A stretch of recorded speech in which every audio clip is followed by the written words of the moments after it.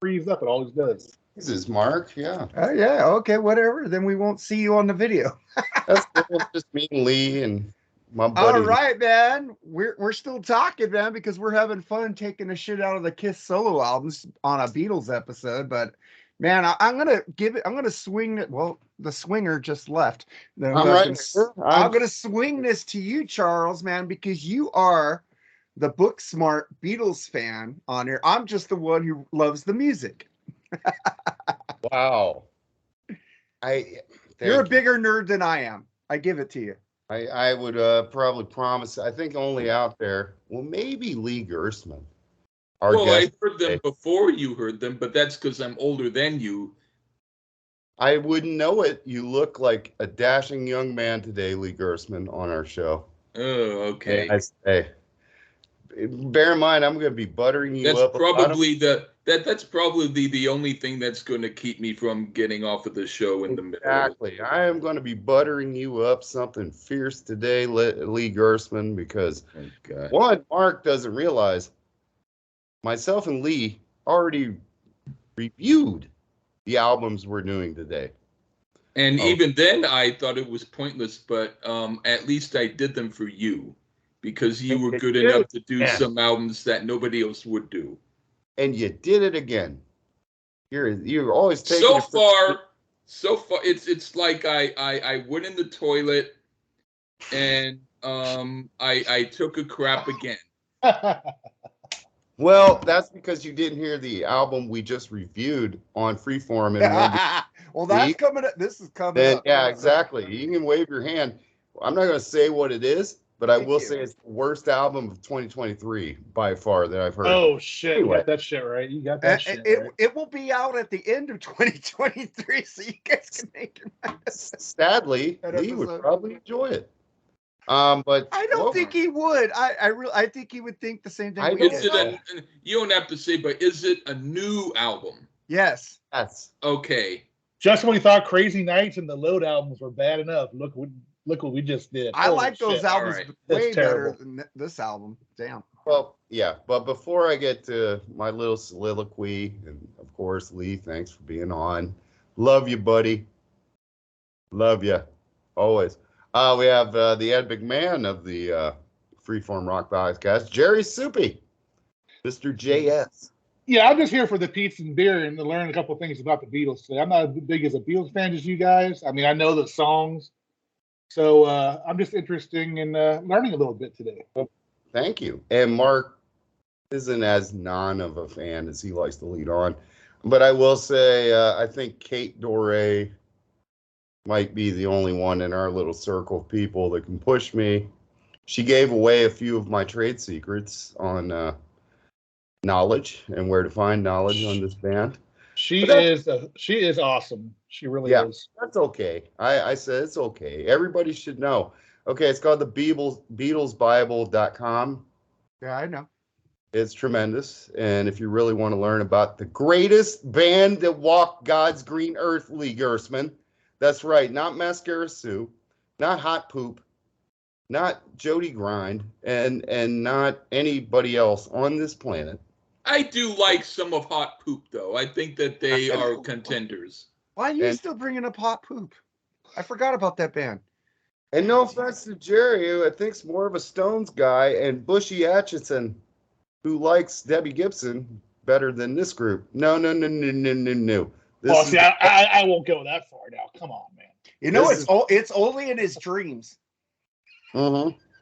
This is the best group to walk God's green fucking I mean, earth. Zeppelin will blow both of them off the planet, in my opinion. But that's just my opinion. Well, you know that poll I took, Jerry? I took a thing. I put up albums by the Beatles, Zeppelin, and the Who, and guess he's beating everybody? But, Zeppelin. You know, but it was Led Zeppelin influenced by a lot. So you can't argue the Beatles' influence, and I'll never disrespect the Beatles. Never. Well, my biggest thing is, and I know Lee for sure, probably maybe Mark, because he heard us talk about it. Rock and roll, when the Beatles hit, was on the verge of being where it's at now. You know, like pretty much dead. It was, what did we have at the time? Dion and Fabian. Lee, are you a big fan of these guys? I like Dion. My mom loved Dion, dude. What about Fabian? My I like his. my mom loved Fabian. I heard like all his these. attitude, but his. What about music's- Pat Boone? Big Pat Boone She fan? didn't like Pat Boone. Pat Boone. I'm not gonna say I'm a big Pat Pat Boone. Boone. Yeah. She was a big fan of the Shirelles. Like she hated how like Diana Ross and the Supremes got more fame than the Shirelles when the Shirelles were better singers. They were cool. But what was Elvis Presley doing when the Beatles hit? He was doing movies. Yeah, crappy movies. What was I like him. Jerry Lee Lewis doing? He's in jail. His cousin. He went in jail. He just ran out of the business for marrying his cousin. Now Chuck Berry was in He's jail in jail. for violating the Mann Act. What was Little Richard doing? Other guys. Yeah, I don't No. want to know what he was doing. At that point, he was a born again preacher at this point, and he was doing religious and turned his back on rock and roll. Conway Twitty was doing rock hits, right, Lee? We reviewed a Conway Twitty rock album. Hello, darling. Rock and roll was not doing that well, and then in November of 1963, what happened? John F. Kennedy was assassinated. Yeah. And then the Beatles came on Ed Sullivan, and the rest is history. And the British once again showed us how to rock and roll. All the great rock and roll bands, with the exception of a few, not Night Ranger, Mark, but a few American groups were really good, but British rock saved rock. And these guys were the spearhead. Cliff Richard and the Shadows, another band Lee and I reviewed, came to America, flatline. The Beatles broke the American market first, and everybody else from Britain benefited from that, if nothing else. And they happen to be the greatest rock band of all time, and we'll go over that many, many, many, many, many times in this review. Isn't there a song by the Shirelles that the Beatles covered on this album? Not this album. Not this one. But on Please Please Me, correct? Yeah. So that was cool, man. My mom loved the Shirelles. I think that's where I got my shit from, because she got me into Aerosmith, and then I got her into Dokken, and then she hated the Smiths and the Cure, but she liked all the rock stuff I liked. Even Rush. Let me tell you a cool thing about the Beatles I like, and this is not a knock. I mean this seriously. Their songs were nice, short, and to the point, man. That's what I liked about their music. Except for maybe what Hey Jude. That's like one of their longest songs. Am I right about that? Yeah. Yeah, or Day in the Life. Or I Want What are they, like 2.5 minutes, 3 minutes? I mean, it's fucking awesome if you think about it. I love songs that short. So I Want You to See Heavy was like 8 minutes and just saying the same thing over and over again. But that riff, right, Lee? Is that it kind of ruined the song. Oh. Like, Lee is in a mood today. damn it, I'm frozen again. Yeah, it's funny. I'm holding back. Just turn off your camera and turn it back on. I probably reset it. But well, give Lee the floor on what he thinks about the Beatles. And go for it, Lee. No, I like them. It's just that they're just too damn popular for you. No. I just have to say I do think that to reissue this again, to me, and the fact that people are actually buying it and talking about it, I think it's a waste of time. But Lee, it's remixed. It's cleaned up. It's remixed. And when you hear what I have to say about that, you might change your mind about what you're going to say. But go on. I'm just saying, I like remix versions, like Kicks. Blow My Fuse is way better sounding than the original Blow My Fuse. I like it when they remix it. Remastering's different. All they do is add fucking frosting to what's already there. Remix, they just take the whole song apart and remaster it. This is deal, Mark.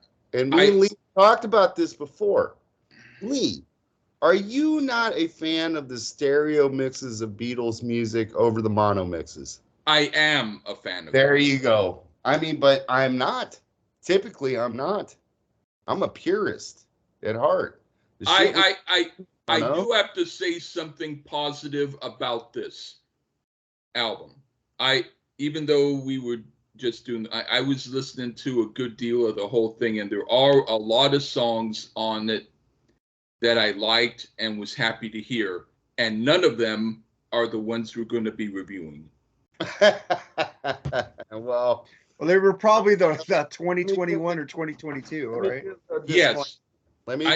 I'll just say, all of a sudden I'll hear one that's great, and then I'll look and no, that's a 2022 or an older one. Yes, let me do a little disclaimer for the folks listening at home. Because this would be a 17-hour episode because there's like 83 tracks on this collection. This is like a mini box set if you combine the two. We only chose the 2023 mixes and the new song.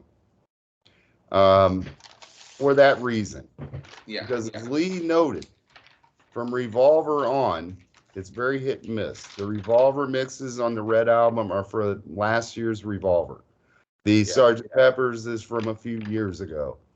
Whatever. If they've remastered that and remixed that album, that version is on this collection.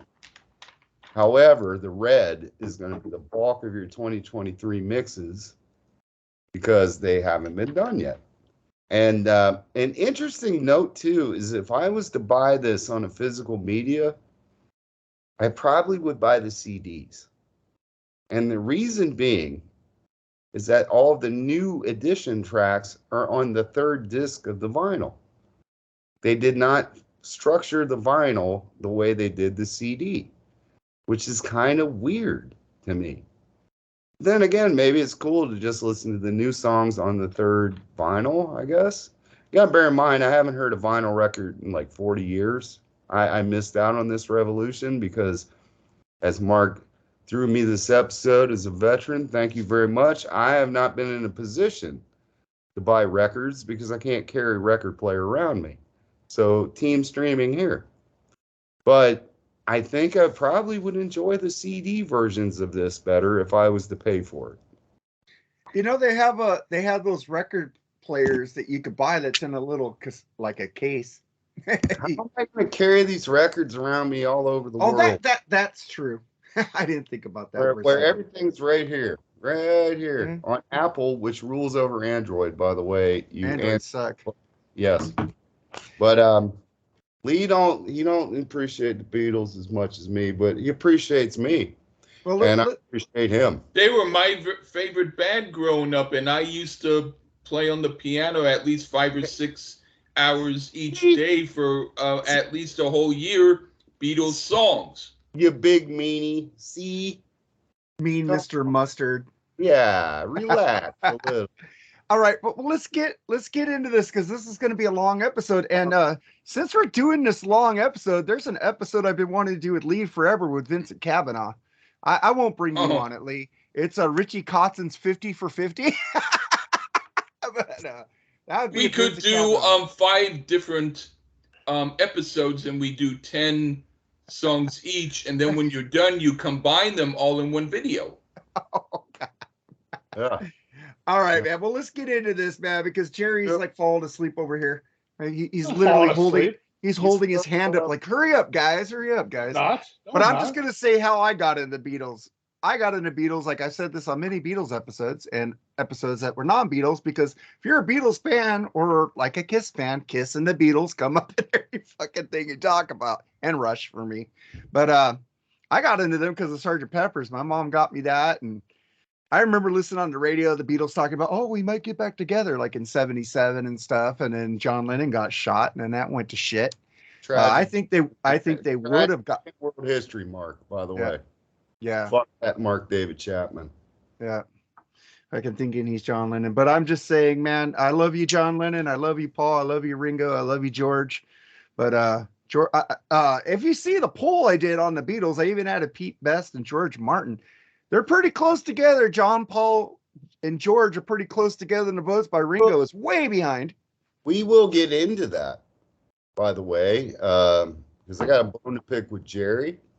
And I think one thing about this overall, I think one member I grew to appreciate even more with these remixes as we get into the review.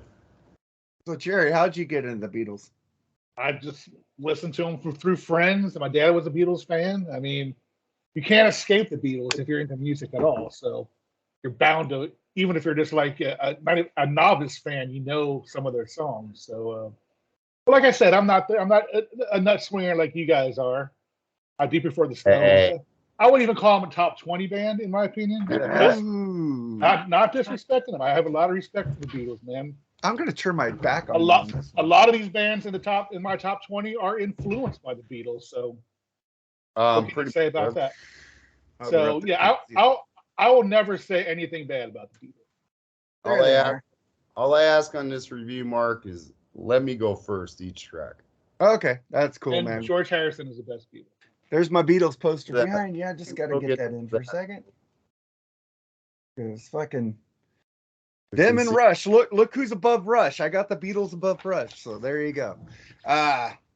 But let's get into this, man. We're gonna start with the Red album. What are the dates on this album? I didn't write it down. My bad.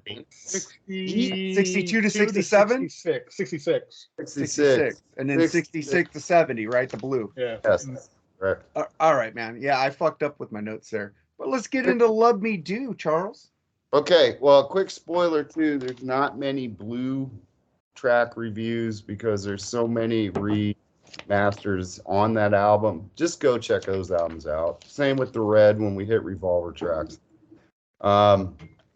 Lee is like pissed off. We should have just done those for him. But anyway, Love Me Do, this version. It was taken from the single version, which I think is an interesting choice, as I've always personally felt the LP version off of Please Please Me was a slightly better version. My assumption is because this is the version that features Ringo on drums and not Andy White, who George Martin brought in, because he's like, you fooled me once with Pete Best. You're not going to fool me twice. And Ringo was pretty upset by that, but for some reason they chose this version. I always thought Paul's lead vocal was shakier on this version. And to be fair though, I've never been a mega fan of this song. It seems rather underwhelming opening single from the greatest band that's ever walked God's green earth, but whichever. That's in retrospect, of course. I happen to not be born back then like Lee. And as far as this remix, He wasn't born in 62. I know, I'm just teasing him. Yeah. It does have a slightly warmer sound to it, but honestly, I don't think it starts the collection off as knocking your socks off.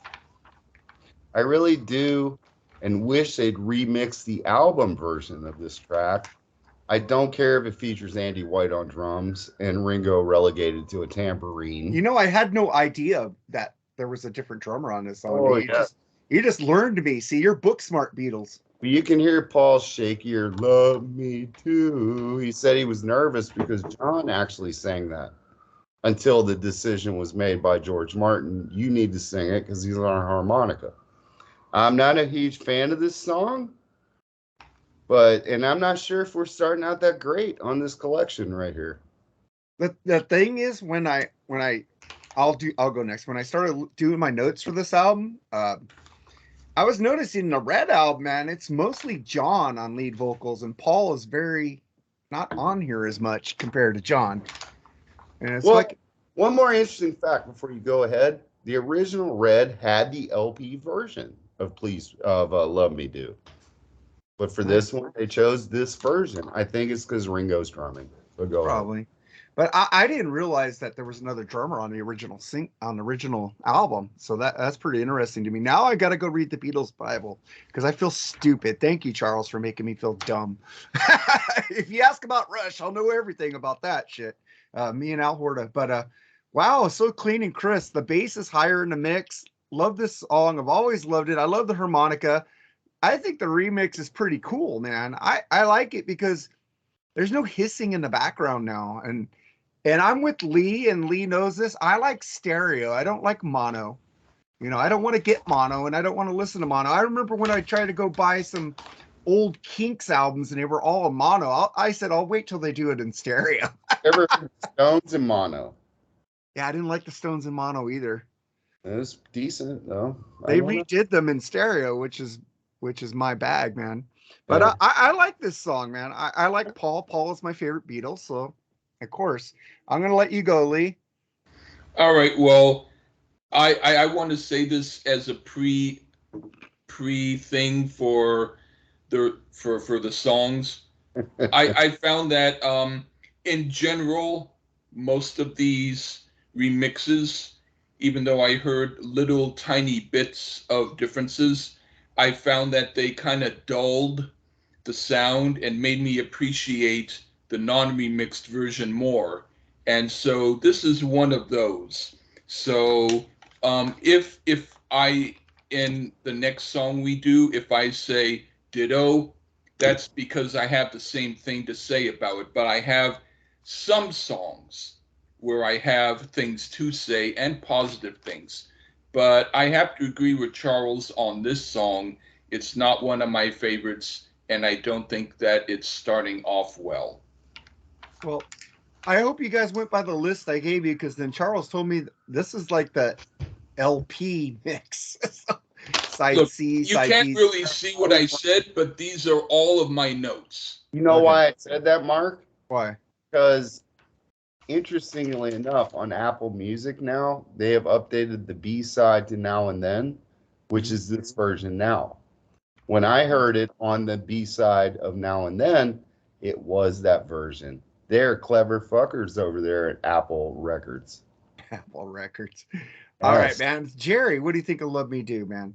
Well, like I said, I have not heard these remixes, but I will listen to them. Hopefully, by the time this air, is this going out right away? Going out today, man. Oh, I won't have time to listen to them. But the song itself is actually one of my favorite Beatles songs. It's fucking catchy as fuck. It's an earworm, man. I mean, who doesn't like a song like this? Now, I do have two questions about this song. Okay. You guys, who plays harmonica on it? John Lennon. John Lennon. John plays it. And now I'm seeing here this was actually released as a single first, correct? Yes. And it was later on an album. Am I correct? Yes. It was on. This was actually the single edit because it's on Past Masters. Okay. And then you have the LP version, which I definitely think is a better version of the track. The song itself, I really do like. So I guess we'll just leave it at that for that one. Well, there you go. And the fuckers that are like, Pete Best was a good drummer. Listen to the version on Anthology. Pete Best sucked. They made the right choice in getting Ringo. Yeah. Well, you said George Martin said you fooled me with Pete Best, so George Martin didn't think very highly of him either. Yeah. You know, it's just those contrarians out there who like Lee, who want to have the obscure people liked better. Yeah, Pete Best was obscure. Pete Best is a 7-figure fucking royalty check to this day from the Anthology. So God bless him. Hey Jerry, all you got to do is turn off your camera and turn it on. I think it'll reset it. But I'm good. Well, we're recording this in video too because I want more content. But please me. I'll start with you. Yeah, you go first. Do it first, everyone here. Yep. Please me. Another interesting choice of what version to remix. This is a remix of the stereo version of the track, which you can find on Past Masters. There are two different versions. Which this one features Lennon flubbing the lyrics up. And he has a laugh at his own expense. The last, the little come on. He laughs because he screwed up the lyrics right before that. Which is kind of cool. But it's interesting they chose this version to remix. My assumption is maybe, just maybe, it's easier to remix stereo than mono. But we're going to get to a track that they had no choice here real soon. They have no choice but to remix a fucking mono version. But maybe the old mono version was like disintegrating or something. We'll get into that one. Okay. But I have to assume that was the case here. It was easier to work on the stereo mix. Total John Lennon. What a great ode to giving up oral sex and not getting it in return. This is, again, warmer sounding. Definitely the instruments are separated quite a bit more than the original version, and we get more clarity. This is a very good remix version here. We're getting on track now. Probably helps. I dig the song way more than Love Me Do, though, for a start. So what do you think about it, Lee? This was another one that when I heard it, I didn't really hear any difference. And it also, well, I heard a little bit of difference, and it just kind of felt like I wanted to go back to the original more than this. This was slightly not good. I have to take a call. You didn't hear the cymbals? I might have heard them, but I mean, there was like 1% of a less good sound. And the harmonies were kind of higher in the mix, also. No, I found it was the opposite. I found that they were a little bit dull. I thought they were like they fucking stood out. Maybe because I listen for the harmonies. That's why. Oh. But and I'll go next, man. This, like I said, this sounds like a new song where the harmonies are more up front and Ringo's cymbals are so crisp. What do you think about it, Jerry? Jerry? Now we lost him. Jerry. What? What do you think about dude, you want me to go faster and you're lagging. Please, I told you I man. had a call, man. Oh, I didn't know you had a call. I didn't hear it. I said I got a call. I'll be back in a second. Okay, my bad. So what do you think about Please Please Me? To be honest with you, I am not familiar with this song, so I have really nothing to say about it. You never heard Please Please Don't know Me? this Oh song. yeah, like Oh yeah, I please know you. that song. I know that song. All right. Yeah, there you go. That's a good tune, but like like I said, dude, I kind of feel like I'm lost here because I have not got a chance to listen to the remixes yet. So. Oh, Jerry, what I can do for you if you want, I found that there were 12 songs that had differences in them. I can give you a list of those 12 and you can hear those. And it'll be like just one whole album and you don't have to bother with the rest if you want. And you can send them to me. Send them to me. I'll listen right to the whole thing. Eventually, I'm going to buy the CDs because you can listen to the guy that thinks Spooky Tooth with the French guy was a great. Yes. Listen to both versions. There's 3 now, actually. There's one that's a clean version on the Please Please Me LP. Well, there's 4. There's the mono mix. But I don't know. I'm more with Mark on this. I think it just sounds warmer. And we will get more and more in depth because I'm a bit of an audiophile with this band. But Jerry, in the end, it's a great song about oral sex and not getting it. Well, those are usually the best songs. Because he goes, please, please me, oh yeah, like I please you. So right. He's licking her out, and she ain't sucking his dick. He admitted, he said that. It's about good for chat, man. That's how it works, man. So that's probably why him and Cynthia got a divorce, because she wasn't. I guess Yoko did more. Let's not get into that part. She probably went, whoa. She vibrated his cock. So very few people knew Nothing to Lose by Kiss was about anal sex. Sure it was. But it was. Hey, but just think of Yoko's voice on his cock. No, thank you. Let's go to the next song. All right. We love our women fans. Yeah, I do too, but she had a harmony on his probably cock that fucking was like a vibrator. But from me to you, Charles. No, it's I Saw Her Standing There. Well, this is what I got. Damn. You're wrong. I Saw Her Standing There was a 20. I got the songs on a list, so if you talk about song and I have it down, I can just go to the song. Go, I Saw Her Standing There. I'll lead this motherfucker here. One of the new tracks added to the original Red album track listing. And ooh boy, Giles Martin nailed it on this one. See, I have it on side E. Well, I don't know what you're talking about. We're doing. No, I sent you the list. I don't care. I went off the album. I went off the list so I could have a track listing. Find your notes. I'll talk long enough for you to find your notes. I got my notes. The clarity he brings in the instruments here. The guitars are way more clear. This makes this version rock even harder than any of the original edits. That's for sure. For me, we also get a great listen to Paul McCartney's killer bass line, which per him, he admittedly lifted directly from the song Talking About You by Chuck Berry. See, even greats like Paul will get his lift on. As this is going, the mixes are getting better and better to my ears, and I, for one, can only hope that Martin continues to work on the older Beatles material, as this sounds way more vibrant and alive. The guitars on this edit are a marvel to listen to. Well, Charles, you're going away from this track listing I gave you, so now you're gonna fuck up my shit. Well, Does that mean you don't have your song titles? No, I do, but I saw her standing there is way down at the bottom. I'm gonna send this to Charles again. He needs to go by what I got. Why or don't my you notes just are fucked up. say what you have to say about I don't write whatever the song is on titles. the That's note? the problem, dude. That's what I'm saying. You ought to. Why I don't don't you need just, to if I do but track one, track two. if you like all of the songs, then just go down the number of songs and say I I can't like do, this. dude. I'm at fucking work doing these notes. I don't have time to sit there and write fucking long shit. I gotta write track Look, because it's easier. Is this a long look? This You is don't work. You don't work. I gotta do this during work time, man. So Charles, I just sent you the list in your messenger. Please go by that, or you're gonna fuck up my shit because my next one is "She Loves You" is "From Me to You." That's what I got. That's what I got too on mine. Yeah, "From Me to You." Because you guys, like, Jerry didn't listen. I'm on Wikipedia. I did.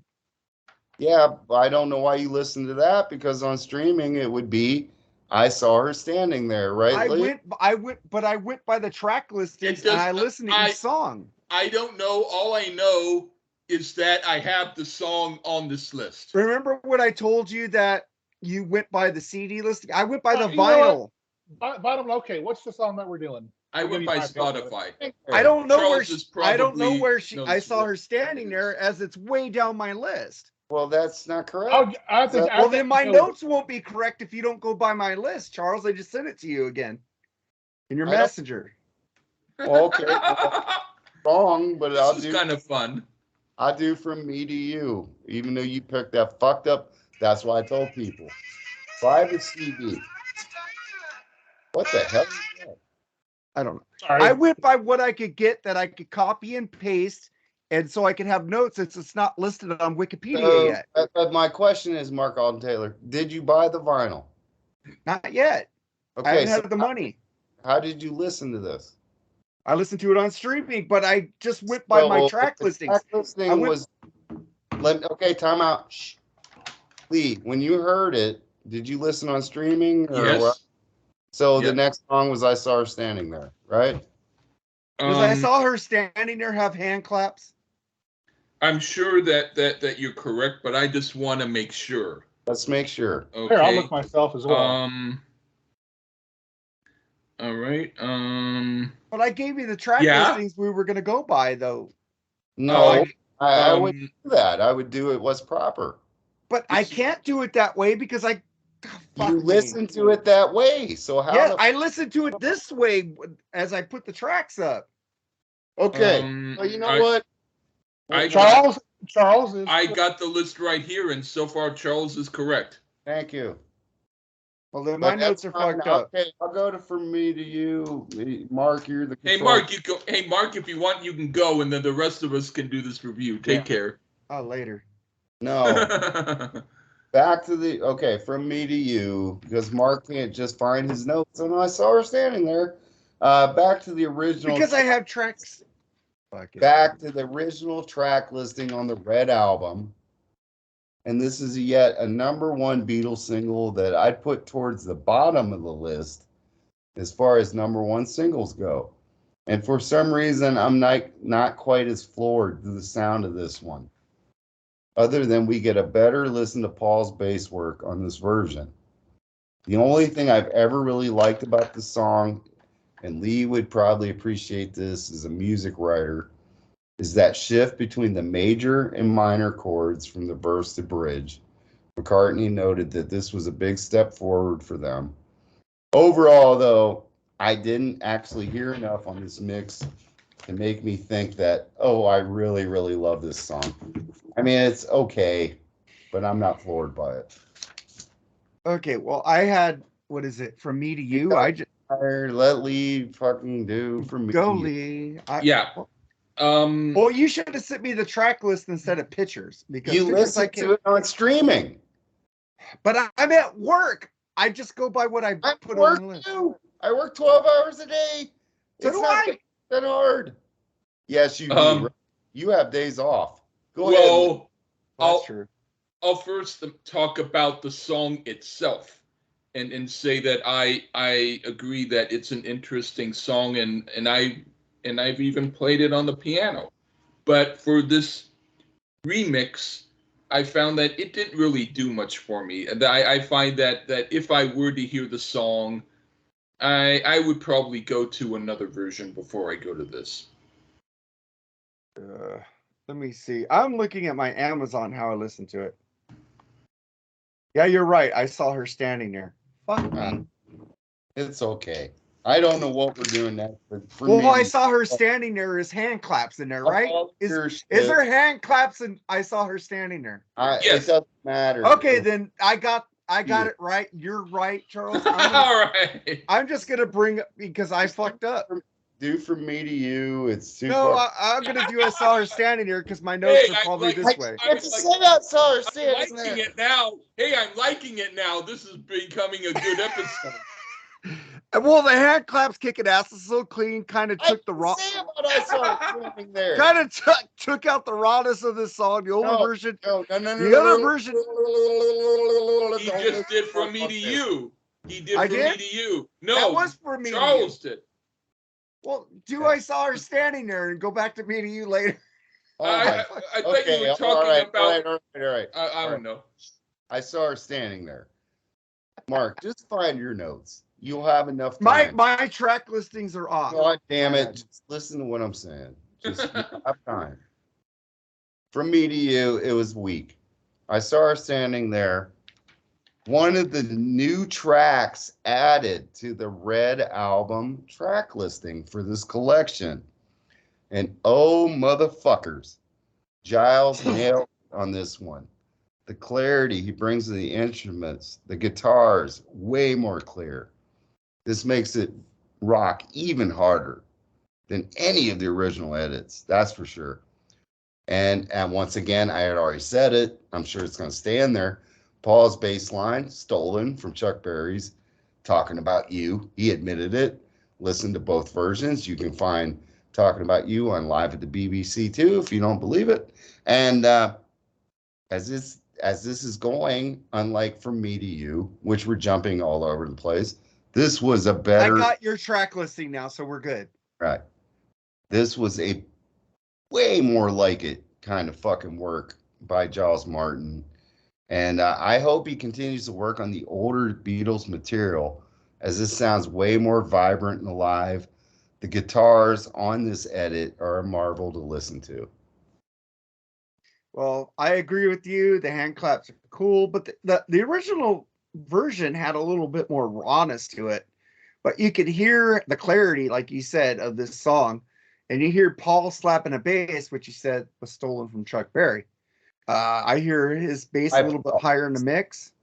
Yeah. It's a cool kick-ass version. I like it. I like the sleep. I think the other version is just as good, though. I wouldn't slag any version because it's a fucking Beatles. But I like it. It is a more little clarity, and plus I played this in my car stereo in my car. Yeah, this version fucking has more oomph to it than the original. We'll let Lee go on fucking. Yeah. I saw her standing there. Yeah, I like. Hey this Jerry, one. turn off your camera and turn it back on. It'll work. This is one of the ones that stood out as being one of the brighter things that made me think, okay, now I have some to talk about. So yeah, I do dig it. I think this is a good version. Jerry, what do you think about it? Jerry is confused. You don't know what we're doing at this Lady point. Madonna. Okay, well, Lady Madonna. What do I think about that song? For me to you, the only thing I remember about this song, I do like the song. I know it's like From me to you. Oh, okay. You're on my track. It's like a minute and a half long. Am I right? I'm fucking confused. Yeah, go ahead. I thought you guys were doing that song. But anyway, No, we did. I saw her standing Jesus there. H freaking Christ! I saw her standing there because I fucked up with my track listings. My bad. I saw her standing there as a fucking one. It's a great fucking tune. Of course, we all know the beautiful, sexy Tiffany did a cover of that, which is Not great, but She crushes pop. Debbie Gibson good, Bush. good pop. Oh, fuck yeah. But And never fake boobs. I mean, it's just like a typical Beatles song, man. Catchy as fuck.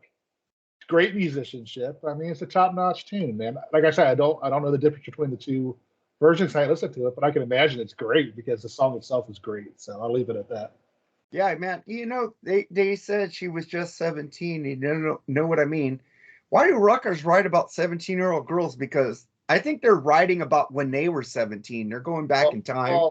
Paul was a teenager when he wrote this song, though, to be fair. He wasn't like Gene Simmons, who was 30, writing about Christine 16. What about Ted Nugent, too? Yeah, and your boy Kip Winger. Yeah, I love that song, though. Which one? 17. By Well, Kip Winger? In the majority of states, that's legal, Lee, so you don't have to worry about it. All right. So I can like the song no matter what. Is Twist and Shout next? Yes. Okay, so Twist and Shout, All right. Charles. This version on the Red album was like one of the first ones to really stand up and make me take notice. Another new track added to the original compilation. Interesting, we didn't touch on this. Alan Klein put this collection together, who also was the manager of the Rolling Stones, and he made a nice compilation called Hot Rocks. Yeah, great one. Rolling Stones. So he put this together, and then he got fired, and he probably should have been. But it was another new track added. I don't know who came up with this idea, but we get a double treat of a new track to round out the Beatles' history, as this collection captures that, and a new remix to this all-time classic Beatle cover of the Isley Brothers track here. The Beatles version owns the Isleys for me, by the way. Of course. I think it owns any version of this song. But for my money on this track, and I don't think the Isleys care. They just like getting those royalties.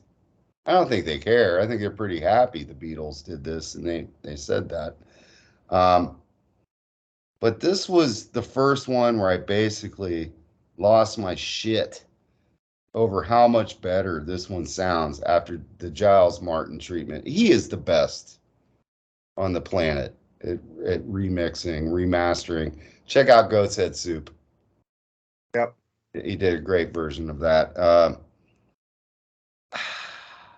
This is one where I think Ringo's drumming has been brought up in the mix a little bit here, and not too much, but just the right amount. Throughout the majority, I would say, of these older Beatles tracks, the touch that Giles added to bringing and separating the instruments is so good that now I actually realize now this was actually a dual guitar solo between John, and in the older versions, that wasn't so easy to discern. Jerry, turn your camera on and off. Just wait for me. It's just gonna freeze again, dude. Well, who cares? We'll get some live versions. But you know what? In the end, I think this will be my go-to version to listen to of this song. I'll go next. My go-to version is when Ferris Bueller does it in Ferris Bueller's Day Off. Fucking great fucking track. I fucking love this song. And the older version is a little muddy and a little bit more sleazier because it has that rawness and the old production, but this fucking sounds great. I'm so used to the old sound because that's what I grew up with, but fuck, you put this in a car and take it off headphones. This shit fucking rocks your fucking ass off, man. Great fucking song. I like the newer version better. After I listened to it a couple several times, and in my car is what likes. Oh yeah, this version is fucking the definitive version of Twist and Shout. Lee, what do you think about it? This is another one that slightly got a little less good. I like the version on Rock and Roll Music better. That's right.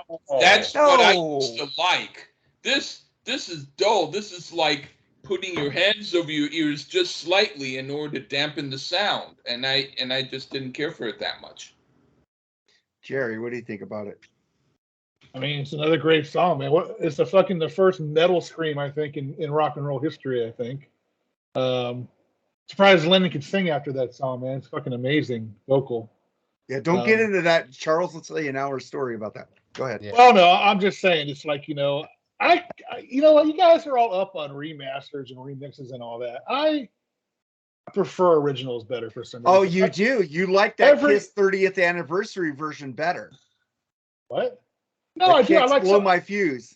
I like some songs on it better, not the whole album. I told you that. Oh, I'm not 100% sold on everything being remastered and remixed.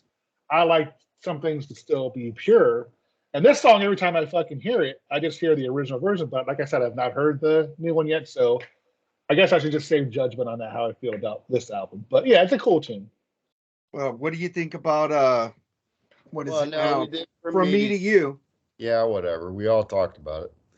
We're gonna do. I didn't talk about it. Go ahead. I said it sounds fucking good, Charles. Man, a chip off the old block, very crisp. And there's an Atmos mix of this. Nice. Yeah, Bob. Hey, you and your fucking 4K videos, and you don't think this shit was needed? What the fuck's wrong with you, dude?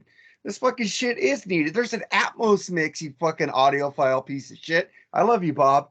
But let's get to the next track, which She Loves You. All right. Well, as I mentioned a few tracks back, this is definitely one of the songs Martin had no choice but to work with the mono mix. Or at best, he fiddled with a faux stereo version.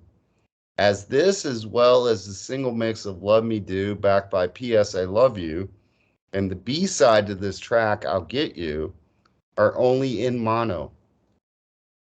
There is no true stereo version of She Loves You to be found. It's only ever been faked at best. Is that why it doesn't sound as good as the other versions on this album? Well, we'll see. Goddamn, you need to wash your mouth out with soap there, young man. I suspect the same program that was used on Now and Then was used on this track. And oh my Lord, does this go hard now. Ringo's drums are the highlight of this new mix. And as he is, ladies and gentlemen, the third most important Beatle after Lennon and McCartney. Not George Harrison. That would be Ringo Starr. Anybody to fill George Harrison's shoes. And he should shine, by God, because he's Ringo fucking Starr. And he does on this version. This is why I say he should have used.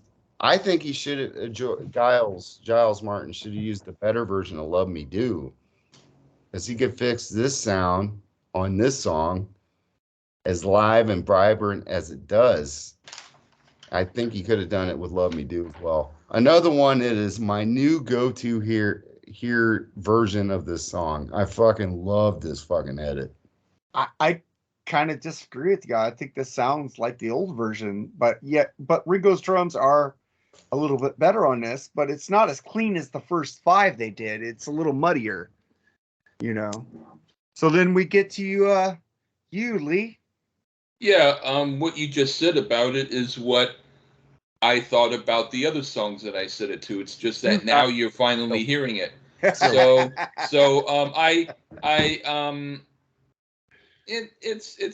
slightly more dull, in the mix. Go back and listen. I mean the song is okay, but it makes me like it less. Okay. Like it less. Yeah, I'm starting to like the songs less. I mean, I'm hearing these and they're starting to sound stale. Sorry. Yeah, just go listen to Red Crayola, man. Did you finally hear it? You sent it to me a long time ago, dude. I said that. Yeah. I'm not going to say it. I want to be on that episode. Right. Jerry, what do you think about this, man? There's going to be a tiebreaker on just She Loves You in general. I mean, it's like Love Me Do. It's a fucking earworm, dude. I mean, it's a great melody. It's one of those tunes that just sticks in your head after you listen to it. It's a good tune. I'll take you guys' word as far as the Ringo's drums on, because I haven't heard it yet. But great tune, though, nonetheless. All right, man. So then we get to the next one. I Want to Hold Your Hand. Charles? Yeah. Yeah. You know, sometimes it sucks to be right. But this is the greatest group of all time. Yeah. Yep. I know it hurts you, Stone fans, Zepp fans, Sabbath fans, I sleep pretty well at night, brother. whomever the hell fans. And this one is near the top as far as my favorite Beatles singles. And while it, there's one or two more I might value a little bit higher personally as far as my love of it. It's by far the most important Beatles single ever, as it was their first #1 in the States. That's what launched them. And once you make it in the States, per Paul McCartney, you've made it everywhere, darling. Martin outdid himself in this version yet again. The drums are slamming. We get a great listen to Paul McCartney's bass work, and I really love his use of power chords on his Hofner on the bridge with the bass. You don't hear that a lot with bass, a little bit here and there, but he did it expertly. But the real standout is the most underrated rhythm guitarist ever in John Lennon and his killer guitar work that has always been the driving force of this song. The most important single in Beatles history. Absolutely fantastic mix done on this great all-time classic. Jerry, what do you think of I Want to Hold Your Hand? When I hear this song, I think about the stories I hear about certain smells coming from the audience that the Beatles did on women. The stories I heard about. You know what I'm talking about. Wet panties and all that shit. Yes. So Yes. Yeah.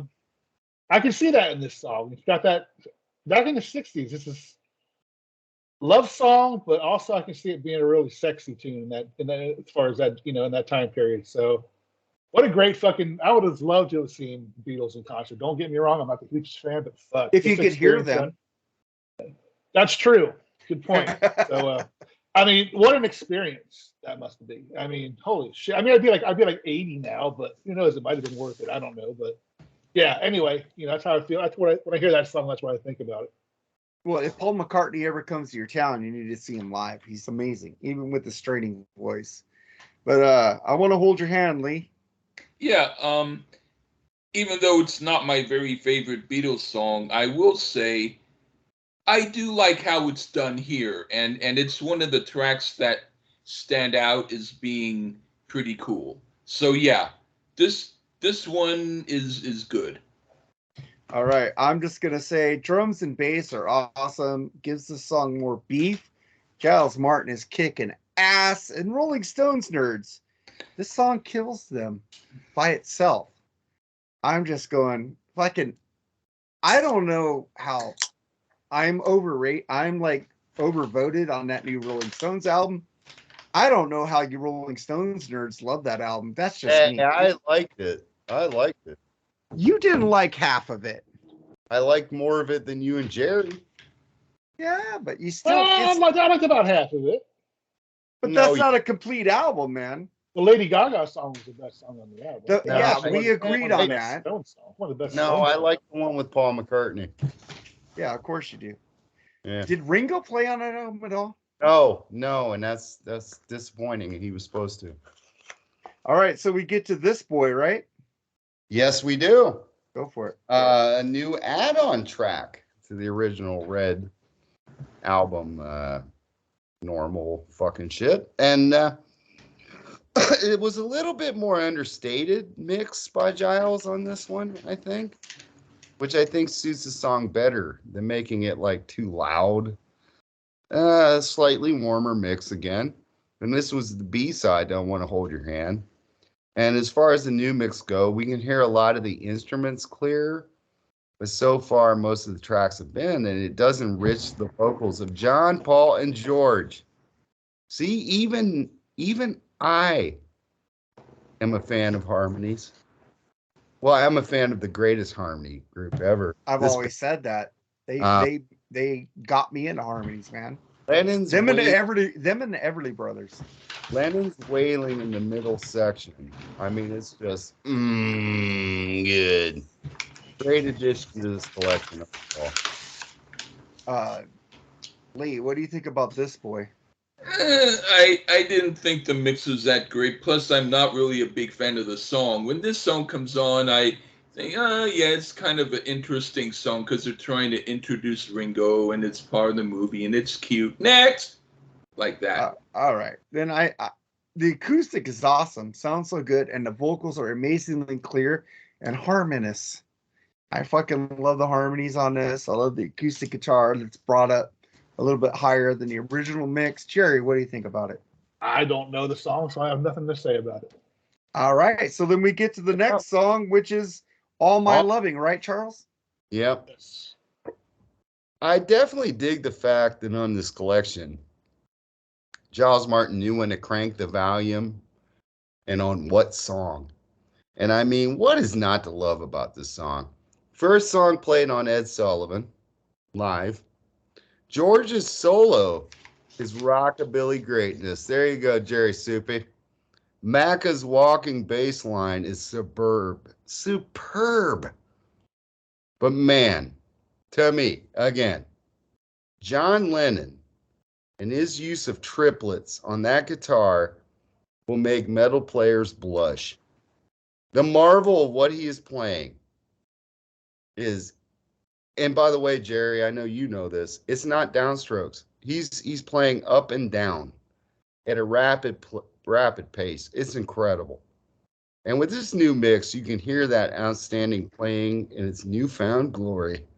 Great album track from With the Beatles. That is a typical live staple from Paul McCartney this very day. Love it, and I thought it was a great new mix again. All right. Before we get to All My Loving, I fucked up. Jerry picked Twist and Shout. So here's Twist and Shout on the Freeform Rock Podcast. You know, I'm drunk. It happens. Sorry, Jerry. That's cool. Why didn't you remind me? You'll hear it now. All right. All right. So, Jerry, we're on All My Loving, man. Yeah, I was going to ask Charles. This is one of the songs that they did on the Ed Sullivan Show, and I guess that it was. I thought it was. It's a really good tune, man. And you mentioned the George Harrison solo on it. I do remember that. I'm not 100% certain on what you mean about what Lennon's doing on the up and down as far as the chord playing or the lead. Aren't we doing Twist and Shout? No, we already talked about Twist and Shout. We're on All My Loving. I forgot to play Twist and Shout. My bad. Okay, we won't talk shop, but anyway, it's a good fucking tune, dude. No, Jerry, he's playing triplet playing. I get that. Which is that rap shit, but he's playing it up and down with his wrist. He's not just playing downstrokes. It is like the hardest thing I know from trying to learn it. Okay. God damn, it's brutal. Okay. It's fucking brutal. Now, this might be blasphemy. Basically, stuff wasn't played live on some of those shows, correct? No, they were. They couldn't hear themselves. Ed Sullivan, because I watched the Ed Sullivan performance. I don't see that in the Lennon's play. Maybe I need to watch it again. I don't know. Yeah. But I'm not going to deny it because you're the expert, but I know what you're talking about. My God, but the triplets are hard to play to begin with. They are. But you got fat fingers like me, it's even fucking harder to do. But then up and down, not just straight downstrokes. It's like, oh my God, your wrist is fucking in. You got to be a great masturbator to pull that off. You guys are pretty asleep. Pretty good at that, but I still can't. No, I'm just tall, so I sometimes, after I sit up so much, I find that it's uncomfortable, so I have to do stuff to. Yeah, that's why I look fat in some of these. I could sit up straight and not look fat, but then I sit back. And I would just lay down and take the camera off of me, and that way, when you talk, I can just listen to you, and you don't have to see me. But no, we need to see you. I wish Jerry would do my questions for the song were answered about that. So cool tune. All My Lovingly. Yeah, it's a song that I really like, but for some reason this mix I don't like. I think that it kind of was a little bit pushed down, like it kind of made the song not as good. So if I do want to hear this song, I'm not going to go to this mix. I disagree with you totally. bobbing my head like Ringo on this one. Imagine if the Beatles had the technology we have today to record. Think all the other bands would say, give the fuck up because they fucking rule. This fucking song rules. I like this newer version. It's my go-to version now, man. Yeah, it's fucking awesome. Just imagine if they had that technology back then. It's like all these bands that go, why should we even try? Totally become Tay. All right. The next track is Roll Over Beethoven. Yep. Another add-on to this collection. I mean, dude, if we're going to pick a George Harrison song, why would we go with this rather bland cover? Which happens to be one of my least favorite tracks on With the Beatles. And I would have went with Don't Bother Me. The very first George Harrison song he wrote for the Beatles, I would have went with that song instead. And it would have seemed more fitting to me. Let's give my least favorite Beatle some love and put one of his original songs on here. Jerry, what do you think about Roll Over Beethoven? I wasn't done. I have a phone call, so. Oh, you weren't done? Go ahead. So give me a moment. I have a phone call. Okay. Hit mute, Lee. Hello? Oh, huh? One moment. Well, one minute. Just go out of the camera. Mute your. Hello? Mute your Jerry, thing. what? Yeah. Out. Lee, mute your speaker, All right. man. Okay. There you go. I mean, I'm doing an episode right now. You're not bothering me, but by the time you come, hopefully we'll be over. Can you mute? You can hit the speaker. Okay. Okay, it's not an episode that I want to be on, and then they're going to take way too long. But we're going to. We're trying to go Hopefully faster. we're gonna You're try to making get it it slower. Okay. God All right. damn. Okay. Take care. Okay. Bye. Lee, you could have muted the Skype. So what do you think about Roll Over Beethoven, Lee? Well, fucking hurry up, man. Jerry's going to get pissed. He's on a phone call. Well, okay, go ahead. Oh, He's on a phone call and he said, I'd rather be on a fucking Vanilla Ice episode than this. The greatest band of all time, Lee Gersman. Wash your mouth out with soap and go beat yourself up. the song Roll Over Beethoven. Yeah, damn it. I wasn't done yet, you fuck. Hurry up. Let him finish. All right. All right. Oh my God. Go on. Seriously. Go on, Charles. I didn't even finish. It sucks. I would have not picked this song. I hate this song by George Harrison with the Beatles. I like the Chuck Berry version better. They should have, and we'll get to the next songs later, but God damn it, Lee. Hit mute on the mic. You're on your laptop, for God's sake. Lee, what do you think about it? I put money on it. He fucking loved this version. What do you think? I like the song and I like the rock and roll music version, but I don't really care for this one. So I halfway agree with you on that. I don't agree that I don't like the song. I like the song, but on this, I prefer not to hear it. Not this version, though. Yeah, this version. Yeah. I agree with you that this version makes me not want to hear it. I agree with both of you, man. I want to hear a Beatles original, not a fucking cover. But Twisted Shout was awesome. That was a great pick, Jerry. That was okay. So, Jerry, what do you think about it? Lee, still love you, by the way. I never heard the Beatles version of this, so I really have nothing to say about it. You did too. You saw Superman 3. But let me backtrack for a minute. I lied when I said I'd never heard this. Boy, of course I heard that fucking song, and I love that song. So I backtrack and say on this boy, I do love that song. But I'm serious. I don't think I've ever heard them do this version of this song. Did you see Superman 3? Did you see Superman 3? Lana and Clark were dancing at the reunion to it. Really? Richard Pryor, man. The supercomputer. Well, 3 and 4 were the lamest two Superman. So I agree. I like 3. Yeah, I agree with you, but 3 is pretty cheesy goodness, and 4 is really cheesy, and I like it. 4 is awful. 4 is like horrible. Yeah. You can see the string pulling Superman Christopher Reeve up. They didn't brush it out. It's awesome. It sucked. It was bad.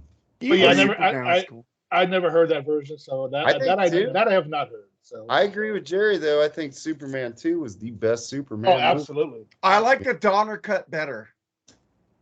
But Yeah, not great. Whatever. Charles, what do you think about You Really Got a Hold on Me? Oh, well, okay, cool. Did you like Roll Over Beethoven, Mark? You didn't. I said I didn't care for it.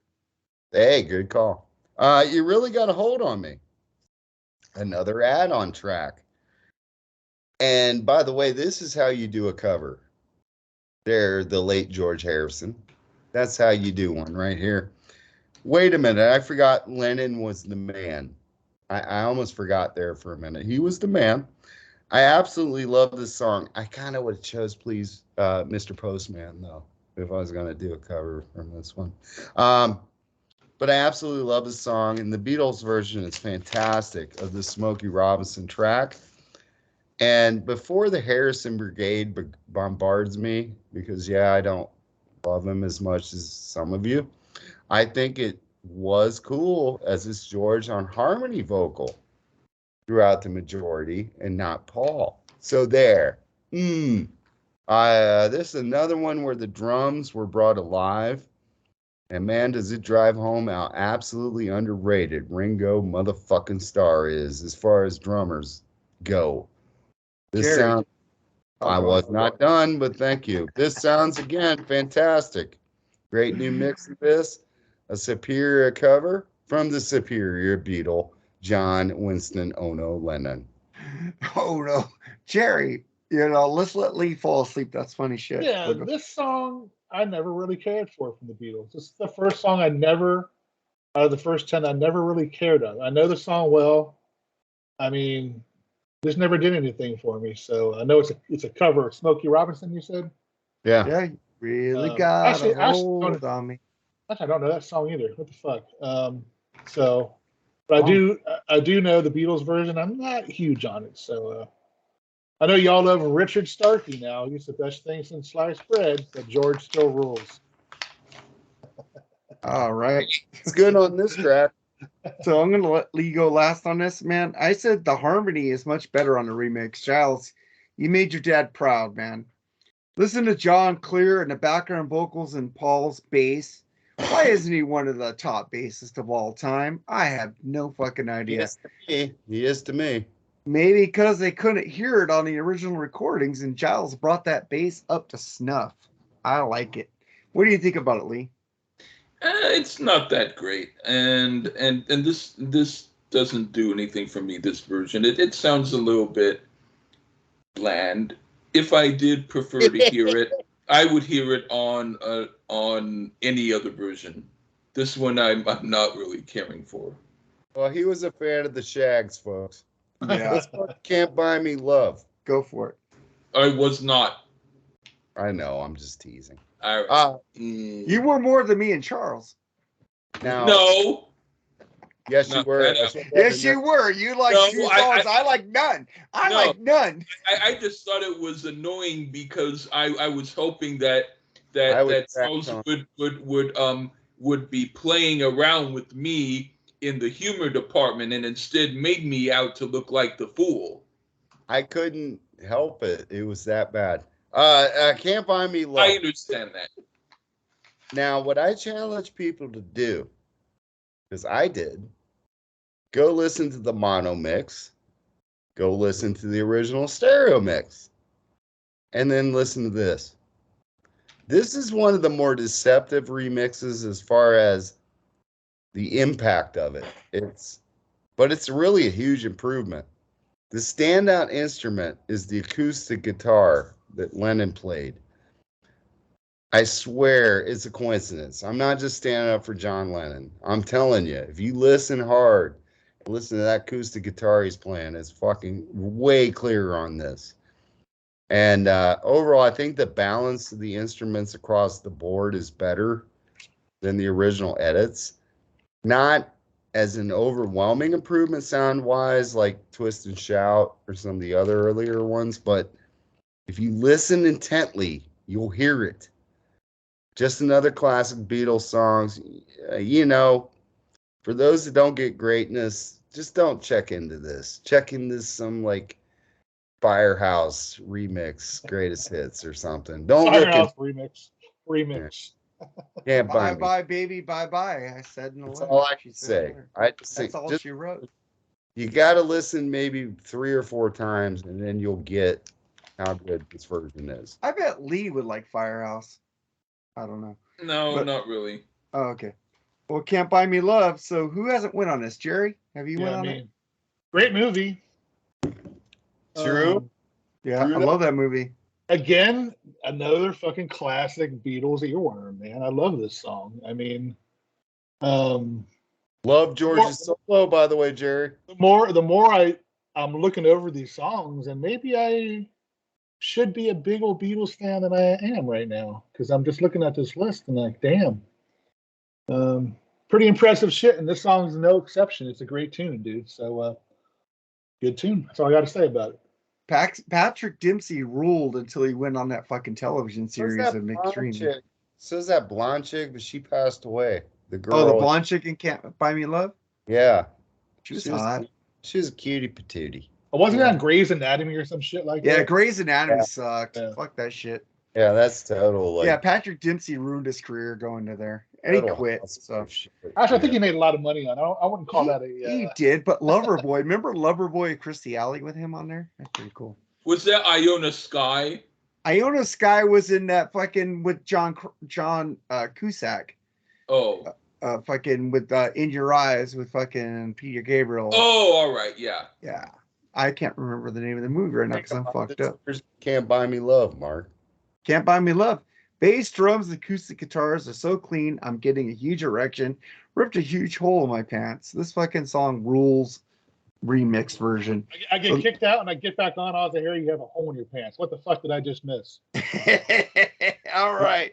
He Then was we get to Bud to this one in the Prius. Yeah. What do you got, Lee? Prius. I got a Corolla. Then we get to You Can't Do That, which Lee was kind of pissed I picked. No, Lee didn't do Can't Buy Me Oh, Love. Can't Buy Me Love. Go ahead, Lee. It's not that great. It's not a song that I like much. It's mediocre, and I also don't like the mix much. It's one of the ones that are a little dull. Oh boy. Got to go back and listen again. You ain't drank enough vodka or something. No, I've been listening to that. Listen to it. All right. Well, let's get to the next track. Let's get to the next track, which I picked. You Can't Do That, which Lee was kind of pissed I picked. So here it is on a Freeform Rock podcast. All right, man. I'm keep talking for the video because I paused the recording. All right, You Can't Do That. I picked this track, man. The remix is perfection to my ears. My God, listen to that bass and the drums on this fucking song. It's so fucking amazing. You can't do that. Doom, doom, doom, doom. That fucking riff. It's just fucking a killer fucking track. I fucking love it. So, Charles, you had to go second on this one, man, because I picked it. That's fine. I don't know how I get out of. Okay, there we go. A new addition to the Red album. It was not on the original version. Off of my favorite by far. I classify the early Beatles albums up to Beatles for Sale. And Hard Day's Night is easily my favorite of those early Beatles albums. Also the only one with all Lennon and McCartney songs. No George Harrison song to be found. Cherry Stupid. And definitely their best original film.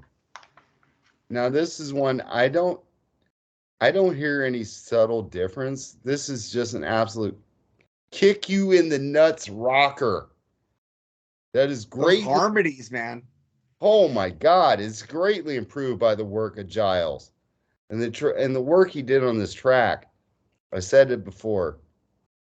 That work he did to actually getting some separation of those instruments really brings the song alive.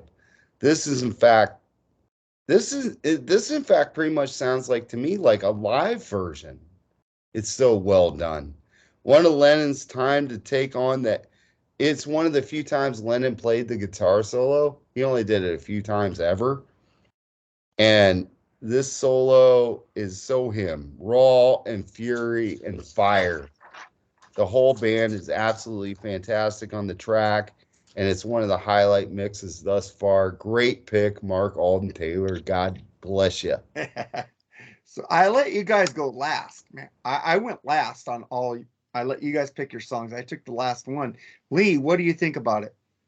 I was going to pick this, and then I noticed that you picked it, which meant that I had to think of another one that I liked, and I was able to find one.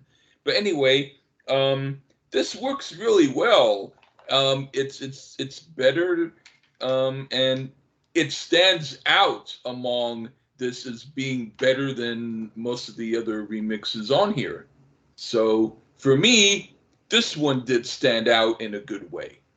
Great analysis, Lee Gersman. That's why you're my favorite podcaster on the planet. And that's why you give me these long episodes that I don't want to do. Did I just say the same exact thing that Lee said?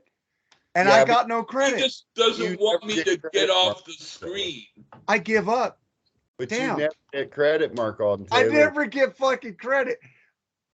I'll think of that. I am like the person of this podcast.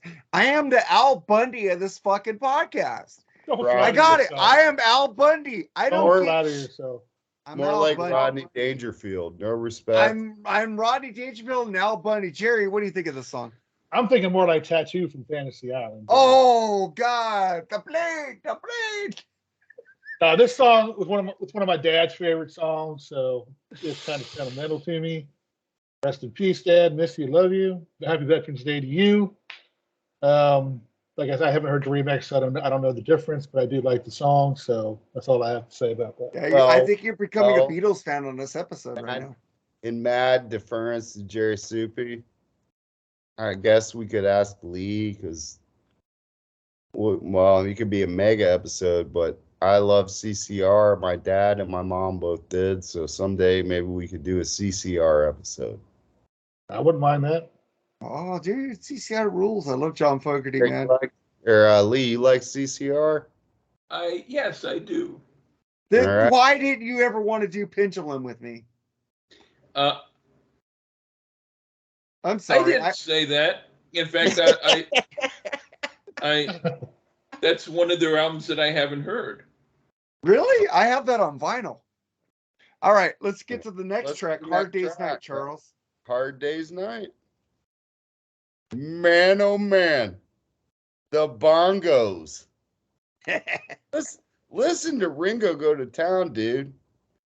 I mean, Jerry, you're a fan of the track Almost Human, right? Of course I am. Yeah. Well, Ringo could show whoever played the bongos on that track something. And cowbell alert. Mark Alden Taylor and I love me some cowbell. And who the hell can't get enough of cowbell? The only problem is, though, it wasn't Ringo on the bongos. It was Norman Smith, the engineer. No, it was Norman Smith, the engineer, who produced one of my favorite Pink Floyd's albums with Sid Barrett. God damn it, Lee. Jerry, get me right on that one. Yeah. Scared by Clouds? No. I like that album better. The Sid Barrett original. First album, Pink Floyd. Yeah. Gates of Dawn. Pipe at the Gates of Dawn. Yes, that's who produced. I don't love that album. Love that album. Well, we're gonna look into helping you there, Lee. But great percussion work though on this, and it was brought alive by this new mix. I never really heard the bongos that hard before, like I did on this one. You know, just one of those 21 number one singles from the greatest band that's ever walked God's green earth, and Giles did a fantastic job again on this mix. Let's turn it over to Mark Alden Taylor. Oh, you want me? Yeah. Holy shit, Batman. The beginning bumped hard because I put this in my car stereo after I listened to it on the headphones at work. God, it's fucking so good. It sounds like this was recorded today, and the cowbell is clear as fuck. Fuck yeah, we love that cowbell, man. That's Ringo. That's Ringo. Ringo. Fucking, I'm doing my Ringo head bob, man. Fucking love this fucking remix. Jerry. If Bruce Dickinson wants more cowbell, we're going to give him more cowbell. That's it. Great. And I mean, I don't know the remixes, but it's a fucking another great tune, dude. I mean, like I said, I'm looking through this list and I'm just fucking kind of in awe that I'm not a huge Beatles fan. So interesting. See, I don't read the Beatles Bible, but I know that Ringo came in with it. They said, "What did you do?" Ringo said, "I had a hard day's night." And he said, "That's a song." They did. And there's another one coming up soon he came up with. It's called them malapropisms that Ringo would come up with. What Lee, what do you think about a hard day's night? Go ahead and shit all over it. No, this is one of the ones that I liked. It got banged a little bit, and yeah, 2 in a row that I liked. So at least they're improving by putting 2 in a row that I like. Yeah. Do So you play yeah, the piano, Lee? huh? You play this one on the piano? I've tried. It's not Challenging. extremely easy to do, but I didn't try to do the solo. I just did the basic song. It's tough. Yeah. All right, then we get to "And I Love Her," Charles. Ringo Starr on congas. George Harrison on claves. I'm gonna go take a That little tink tink tink sound. What a great touch, this tender ballad. That is, of course, all Paul McCartney. Ringo, he could show. Oh man, I hit the wrong note there. It's okay. This episode's been goofy. The iconic riff was played on a classical guitar that Paul credited George with coming up with. Didn't give him a songwriting credit, though. That was kind of lame. The richness of this new mix, as to me, in my ears, and the grand majority of the work in this collection, really does bring a new feeling to listening to this all-time great classic. I'm actually only mildly impressed, though, in the end with this mix, but it's far from crappy. And I don't really think Giles Martin does crappy work, but it wasn't that overwhelming from the original. Let's get to Lee. Oh, which one was that again? Lover. Yeah.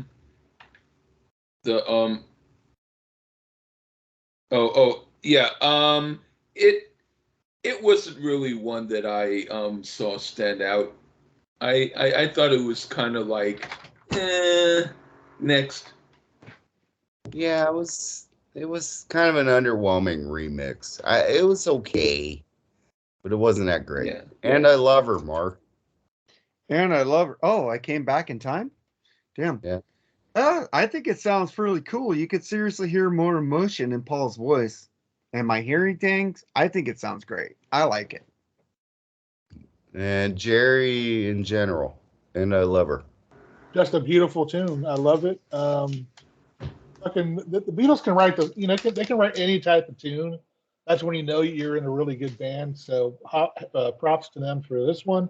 I think it's a great tune. I will be looking forward to this one on the remix. Listen to it in the future. The Lee. You already did. Everybody already went. Yeah. Okay, so we get to 8 days a week, right? Yeah. Interestingly, being this was an attempt to improve upon the original, and we get this, I think it's weird. This was the only track from Beatles for sale on the whole collection. I think that's kind of strange. I wonder why they made that choice. We got Rollover Beethoven. They could have cut that out. They could have put Babies in Black or Oh, that song rules. by far. Oh God, that song rules. Or I'm a Loser, or I don't want the party, or Look What You're Doing, something. You pick way better tracks than I would have thought of. These. Those are awesome, amazing tracks. This has always been one of my lesser favorite Beatles hits as well. Even though I will say it's really fun to play on the guitar. It would probably be the greatest Huey Lewis song if he wrote it. I love Huey Lewis. But I digress. I would have loved to hear a new mix of, like I said earlier, Babies in Black, or I'm a Loser, or something else. They're probably doing those albums right now, dude. But I hope. I will say this. it is another great remix by Giles. Ringo's drumming is again probably the most represented with how clear you can hear his cymbal work. Great drumming, and thanks to Giles to bring that to the forefront. Great new mix of a rather pedestrian #1 single from the greatest band of all time. I'll go next. Oh, go ahead. Who said that? What is that fucking? That's Lee's fan. Turn that fan off, Lee. It's not. I was doing this. Lee, Okay. 8 days a Well, week. I'll go next. I said, man, Giles, you're the man. You said Ringo's drumming was brought up in this fucking song. Yeah. Yes, it was. But who is fucking helping that fucking drum fucking shit? It's Paul. Listen to that bass going Ringo's drumming on that. Fucking Paul is fucking underrated as fuck. Not between me and you, Charles. But Yeah. without fucking Paul's great bass lines, Ringo's drumming went into sound and it's great. I love this song. I love the harmonies. 8 days a week. I love you. Malapropism. He came up with that thing 8 days a week. Fucking, it's a great song title. it's a great fucking song. I've always loved this fucking song. The harmonies are on top. But like you said, Ringo's drumming is brought up to the forefront. Without Paul's bass, it wouldn't have been as good. So I give them both props for this song. I fucking love it. So who's next on this one? Jerry? Lee. You go, Lee. 8 days a week. Yeah. Same thing that I said about the other ones. Not that great of a song, and it's not that great of a mix. I could hear the difference, and the difference was less good. So then we get to I think 8 days a week. Jerry. Oh, Jerry, go ahead. I actually really like this song, man. I'm surprised. I actually like this song, and you guys don't. I mean, I like. What are you talking about? some great Charles liked it. fucking. Yeah, I like it. Well, you didn't listen to me because I said the song ruled. Thank you. I'm actually Team Lee, other than I think the mix sounded better, but I'm Team Lee. It's a kind of pedestrian song. Now this Jerry, next, of course you didn't listen to me then. This next fucking song is absolute fucking beast. I feel fine, Charles. Yeah. Per Lennon, the first recorded use of feedback on a recording. Completely on accident, hitting the open A chord of his Gibson electroacoustic and sending it near the amp. And voila, we get Jimi Hendrix and Syd Barrett. Standalone single from the Beatles For Sale era. Again, I don't know if we needed so many of the Hard Day's Nights add-ons. Throw another Beatles For Sale. That is a great fucking album, though. Hard Day's Night. Put rock and roll music. It's better than I roll over Beethoven. I agree with you on that. Babies in anyway, Black would have been perfect, though. Yeah. I think one of the better fixes here is bringing up the three-part harmonies even more in this version. More Ringo greatness again on this mix. Another mix that didn't actually, but in the end, it didn't really knock my socks off, but it does have a few little improvements, but I wouldn't say it's so much better than the original versions I heard. Lee. Of what song is this? I Feel Fine. I feel fine. Yeah. It didn't really knock my socks off. It sort of made me want to not put on my shoes. I didn't really. It's an okay song, but it's not as good as Some other people think it is, and the mix didn't really do anything for me. All right, so then it's my turn now. Yeah. I feel fine, man. The beginning of this song shook my car as I did listen to this on headphones and my car stereo. That bass shit, man. Did Stuart Copeland learn how to play those cymbals from fucking Ringo? I love fucking how Giles brought up fucking Ringo's drumming on this fucking whole remix in 2023. The cymbals are fucking crisp and clear. Sounds like Walking on the Moon by fucking The Police. I think Stuart fucking learned how to play cymbals from Ringo. Yes, I bring up cymbals because I love the greatest drummer of all time, Neil Peart. Don't say pert, Jerry. All right, man. So we get to the next track, right? Okay, what do I feel about it? I feel fine. Oh, go ahead, Jerry. Well, I mean, I Well, I'm trying to rush it for you, so sorry. I kind of gave it away by the last song. I don't know. This song doesn't even need a remaster. This song is fucking great the way it is, man. It's a fucking great song. I love it. One of my favorites by them. Gotta hear it though. I will. Yeah. Next one, Mark. So now Ticket to Ride. Well, we're into the Help with an exclamation point LP. Now on the collection. And we get treated to what John Lennon said was the first metal song. I don't hold it against him. He also lost his shit over Yoko Ono. Obviously need a new glass prescription there. I don't really hear metal in this at all.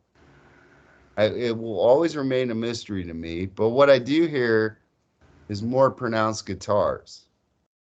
And maybe John was talking about his rhythm playing behind George's chiming work.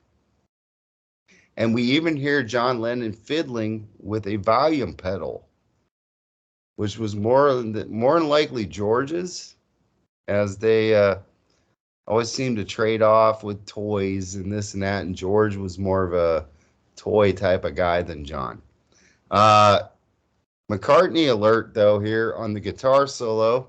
The best guitarist in the Beatles, by far, Paul McCartney. And definitely a bit of a more guitar feel to this overall. I really enjoy this mix Giles put on this, and it's one of their better #1 singles. All right, Jerry, what do you think of Ticket to Ride? Yeah, this was never one of my favorite songs by them, but I do like it. I do hear kind of the metal vibe, I guess, Paul's talking about, I guess, maybe. John. Well, John. Excuse me. But yeah, I mean, it's a good tune. Like I said, I hope the new mixes are, improve the song because, it's a so-so song for me. Oh, I'll go to Ticket to Ride and let Lee go last. The vocals are clear, the whole remix, and Paul and Ringo are fucking kill it. I love this fucking song. It has a fucking groove. I like, she's got a ticket to ride. She's got a ticket to ride, and she don't care. That fucking like Birds. Well, I think the Birds copy the Beatles on this fucking song. Well, this sounds like the Birds, man. They copied their whole career off of George Harrison's 12-string guitar work, and Jerry left. Didn't they? I'm hearing. I can still hear being you. the George nut swinger he is, but go ahead. Well, why do you think Tom Petty copied the Birds a lot? Because he was a huge Beatles fan. There you go, man. He chilled with George. Go ahead. Yeah, but this is a great song. Go, Lee. Yeah. I don't really like the way they do it. I used to play it, and I liked playing it. I do a good version. But this mix doesn't do anything for me. It's dull. You know who did a great version of this? The Carpenters. Oh. Okay. Lee knows because we reviewed that. Let's go to the next. Thank you for mentioning it. Yeah, I will. I just threw up in my mouth, but go ahead. Yesterday. Oh, well, Yesterday is only the most covered song of all time, and considered by MTV and our great friends at Rolling Stone magazine the greatest song of all time. Hey, they got that right, almost. Would it have been if it stayed the original title, Scrambled Eggs? I'm not sure. I do think it's a great song and one of those that is a bit overplayed. But one thing that is great about this new mix, and I would hope that Lee noticed this, for Christ's sakes, is the string work is even more pronounced and way more clear, which is also brought up to a great balance on this version. It's a cool song, and what the hell, it's a great new edit. But I don't need to hear Yesterday ever again, no. But it was a great edit. I disagree with you. This is a fucking classic song, and I could listen to all the time. But I'm probably not going to get listened to because I am the Ronnie Dangerfield and Al Bundy of this podcast. But I agree with you on those strings, man. The strings are higher in the mix. And it's such a beautiful song. And the acoustics are so much crisper than the original version of Yesterday. I fucking love this song. It's beautiful. I could never not skip this song. If it comes on shuffle on my iPhone, I let it play. I let it play, man. It's a fucking beautiful song. Paul's voice has always been beautiful on it. Jerry, what do you think about it? Okay, time for a very unpopular opinion. Oh, you suck. I never liked this song, man. I thought it was boring and kind of very dull. I don't feel the emotion you're seeing in Paul's voice. I think he's got much better vocals. I think it probably would have been better if it was scrambled eggs. So now, is there? I didn't hear you. Is there a subtle difference in the remixes you guys said? Oh, a little more than subtle. Oh, a lot more subtle. Those strings and acoustic guitars. But it just brings it home. This is just one song I never really liked by them. So before I get kicked off the show, that's all I'll say about that. Oh no. You like Night Demon, you're still here. Obviously, 100 people like it now. I like 90. Oh, did it get to 100 yet? You said 99. I said 99. Yeah. All right, it's a fucking Night Demon too. Yeah, so there you go. Yeah. Hey, Lee, what do you think of Yesterday? Why do you hate it? Yeah, the reason is well, they boosted up the boring level. I'll tell you that much. And it's a song that you have to hear, like just like when you go to school and you do the Pledge of Allegiance. You do it because they make you do it. And when you hear the Beatles, someone's always going to play this song and you have to hear it. But it's not one that I love. It's one that everyone else around me in my life had loved and told me about it. And so I respected their opinion, but I never really loved it that much. Have you ever read the lyrics? It doesn't matter. I'm talking about... It does matter. The Read the music. lyrics. Read the lyrics. You might have a better appreciation for the song. No, I used to actually read those doesn't. lyrics. I'm with Lee on that one, Mark, because John Lennon called McCartney out on that. It doesn't resolve itself. Doesn't mean John's right. Why wouldn't it? He's the best Beatle. Yeah, well, Paul's my favorite Beatle. Well, George is my favorite Beatle. So. And Lee likes Stu Sutcliffe. Okay, on to the next song. We you got Help. to hide your love away. Or no, help. Yeah. Title track. Hey, I was right on that one. Yep, we get the title track off the Help LP, and I guess Alan Klein really loved Help and didn't really like Beatles for Sale. We're back to a way more vibrant mix. That's probably the biggest thing I'd notice. And when it warrants it, man, Martin cranks up the volume. And when it doesn't, he goes more subtle. Another one here with the drums. Ringo Starr, you are the fucking man. For real. And from now on, for me, it's John, Paul, Ringo, and George. I mean, dude. That's always been my way. Except for John and Paul. Yeah. Specifically the bass drum work on this. I mean, oh, lordy mama. Maybe Martin wanted to go with the booming system type sound for the kids today. Maybe. Well, come on. We've been doing that since the 80s, man. Yep. We had the booming system before those kids today. This is one of these, all-time great songs that is somehow even made better here. I mean, not as good as Noel Gallagher's version. He did it in the right proportions. Chill out version, the way John Lennon wanted it, which he said in later on interviews. Mark Alden Taylor. But that's the one we live with, though. Yeah, but this new version it's so fucking good, man. I mean, but if you like Mascara Sue, Greatest Hits, Drew's Greatest Hits, you may not get it, but I think Mark might get it. Fairport Convention. Yeah. Lee won't, per se. But I'm going to go to Lee on this version of Help. I don't really like it that much. Let's go to Lee. I don't really like it that much. I find that it's like if this was on a plate of food, I would shove that off the plate and eat the rest. Or like that Clark Kent shit that fucking Bob likes. Fuck that fucking Stuart Copeland shit. But fuck help. I guess I go. Jerry, did you go on help yet? No. My fucking internet's keep going in and out. I'm It's sorry. fine, man. It's funny, man. Nah, Just fucking. keep going. Now this is a fucking great song. I like that last rubbish. It's heavy. It's fucking Rubbish. killer sounding. And I agree with you, Charles. Ringo fucking kicks ass on that version. So I can just imagine what this new version sounds like. So I will agree with you on that one. So I will definitely look forward to that one. Good tune.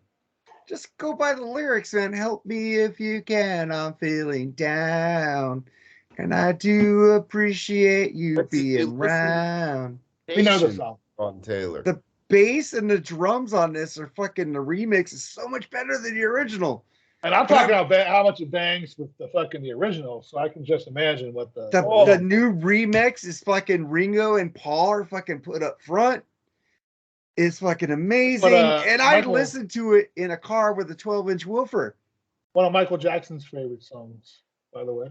Yeah, he fucking stole that shit from Paul. Fuck you, Michael Jackson. Gave him advice. He gave him advice. I have to say, I'm sure I'll miss it later on. And I love Charlie Watts, and I love the Stones, Jerry. I do. But man, Charlie Watts couldn't hit a fucking hi-hat and the fucking snare at the same time to save his life. Ringo played a right-handed kit as a left-handed player. And that's one thing about these mixes. I was like, it made me fall in love with Ringo's playing even more. Oh my God, yes. Player. Totally. And I love Charlie Watts. But Ringo to me is a one of a kind. Charlie Watts was kind of boring. Charlie Watts was not a boring drummer because he was. I'm talking about personality-wise. Doesn't matter. He was missed dearly on this last album. No, but I think Ringo had a better personality than Charlie Watts. I'm not saying Charlie Watts was boring, but actually, I heard Charlie Watts. His playing was great. I'm just saying personality-wise, I'd rather hang out with Ringo than Charlie. I heard backstage he was kind of the more motivating one of the group, is what I understand. Oh, he was. Them saying. But I'm just saying Ringo. It was like I would like to hang out with that dude. To me, Phil Rudd is more like Charlie Watts, and find me a drummer that's like Ringo. No, it's hard. Yeah, that's all I can say. Ringo was kind of the first one with the 4/2 beat or 4/3 beat. I don't know about the beats. Oh no, dude, that shit's been big band since the 30s. Like, I bet Lee would play the drums like Ringo. All right, well let's get the next one. You got to hide your love away, man. Believe it or not, at one point, I really thought this song was about Yoko. Believe it or not. Because I bought the Red album, it was the first Beatles album I ever had. And that's when I was getting into the band. And I mean, wouldn't you want to hide your love away if your love was Yoko too? Yeah, right. Yeah, I would. Beauty is in the eye of the beholder, though, man. You guys ever see that video? I think John Lennon and Yoko are jamming on. She might have had a great. They might have melded personality-wise and looks-wise. So that is a great thing to find. Though you can't always go by looks, man. I think she might have sucked them off better than anybody ever had. I don't know, but probably on that Anteater. Just look at the two. And hey, John, I said that earlier. Alfiera, go ahead and shave that bush a little bit. How about that? Jesus Christ, that was horrible.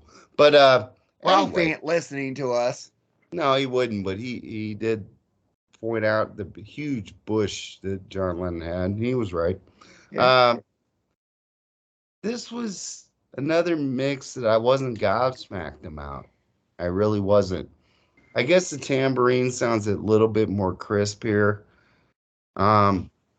Perhaps this was one where the original mix wasn't as much in need of a cleanup as some of the other tracks. Yeah, guitar is a little bit better, but overall not the biggest improvement. And by God, they didn't take the flute out. Favorite fucking instrument, rock and roll. And that would have ruled more if they had cut the flute. A great song, but didn't feel as floored by this mix overall. I disagree with you because you only listen to them on headphones. When I listen to this, Oh, I in heard car it on stereo too. Both. fucking bumps, man. You get those 12-inch woofers and play this song loud. Plus, you can hear all the instrumentations are so fucking clear. Like you can hear each, like the bass, drums, the two guitar players, the rhythm, the lead, and like it's separated a little bit more clearer than the original version to me. So I fucking love this track. So then we get to you, Jerry. You got to Hide Your Love Away. To be perfectly honest with you, I'm not familiar with this song off the top of my head. So How I need to about go back and Hey, listen you to it. got to hide your love away with acoustic dun, dun, dun, dun, dun. No, that doesn't help at all. You don't know? Hey, you got to hide your love away. Oh my god, dude. Go ahead. I don't know what else to say. I have to listen to it to give you an opinion on it. All right, Lee. I wish I could say the same thing. It was an interesting Dylan, influenced by Dylan. So I give it that. But Yeah. I mean, occasionally I like hearing the song, but this mix didn't do it for me. This mix made me not want to hear it.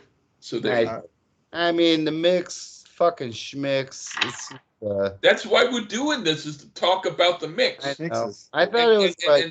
And so I find it irritating how I'm you- in the you guys minority are- when it you- comes to disliking most You of them. didn't listen to it on a big system. Charles did, he said. So Yeah. I listen to them on very good headphones and So do very I. loud. I got Bose headphones. I thought I that got good stuff, so I have a good sound. So do I've I. always thought it was a meandering kind of song that I thought was about Yoko Ono, and he hadn't even met her yet. So he was talking about an affair, All right. and it sucked. So we But could go now. We go to a Paul song on here. We can work it out, Charles. Well, now we're back on track, and this was on the original Red album, and I was not, and I always thought you could really hear the fake stereo sound on previous versions. Where McCartney's vocals just didn't quite sound right. And they've been centered more in this mix. And again, man, Ringo's drums. Holy Toledo. I really think for the most part that he was the musician that he benefited the most from these new mixes. Ringo Starr. Yeah. Hats off to you, sir. Ringo Starr, and you should be a fucking knight, by the way. Right on. He's on my beloved Ringo, and I think everybody else's should be as well.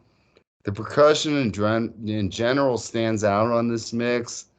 Very good mix here, and we're back on track. All right. I'm just gonna say another thing. These remixes has no background noise. Everything is in place. No distractions. Just pure joy to hear these. And this song bumps, and you can hear Maka slapping that bass again with Ringo. I like I keep saying, without you hearing Ringo, it's because Paul is backing up that fucking drums by Ringo on these remixes. Jerry, we can work it out. Yeah, now we're getting the fucking great fucking Beatles era, in my opinion. This is a great fucking song. And you're right, Ringo invented music. If you ever saw the movie Caveman, you'll see that he did invent movies or music. I mean. But yeah, this is a fucking great tune. I love the way it flows, man. I can't imagine the remix being any better than the original. So I have to wait and see. Great tune. Lee. Yeah, I used to like playing this song on the piano. It's a good song. And I like this remix. It's not my very favorite Beatles song, but this is one that on this compilation stood out as being one of the better songs. I dig this one. All right, then we get to Day Tripper, Charles. Well, boys and girls, grab your socks and hose and pull them shits up. Because, oh boy, now we're full on back with perhaps one of the better mixes on this whole Red collection. And we are back to the guitars being enhanced as they should be, as this is one of the best guitar-driven tracks the Beatles did, with one of the most iconic guitar riffs ever. Hello there, Nazareth. Yeah, you use this lick again. And we can actually hear Lennon's kick-ass rhythm work under this great riff that George lays out. Yes, Jerry, George lays throughout this track. It was a double A side #1 single. With the previous track, We Can Work It Out. This one I've always preferred more. And Giles Martin brought out this one definitely alive, and we get the majesty of the guitar work on this track. I fucking love this new mix. Jerry. Day Tripper, right? Yep. Oh man, it's another fucking great tune, dude. Like I said, this is now we're getting to the fucking the great my favorite Beatles era. Like I said before, another great fucking song. I can't imagine the fucking remix being any better than this one either. Love this song. So yeah, I have to wait and see on this remix. I guess I'm gonna have to listen to it because the remix is like in my review, man, it just sounds like you could hear all four of the Beatles play on this track. It's like they're all fucking put up there, like Ringo and Paul. Like you could hear their bass lines and drum parts so much better, man. Like I said earlier, if the Beatles had the technology they have today, I think there wouldn't be no more rock music because everybody would have fucking gave up. This song fucking rules. I love this song. Fucking, like Charles said, fucking one of the most copied guitar riffs of all time. But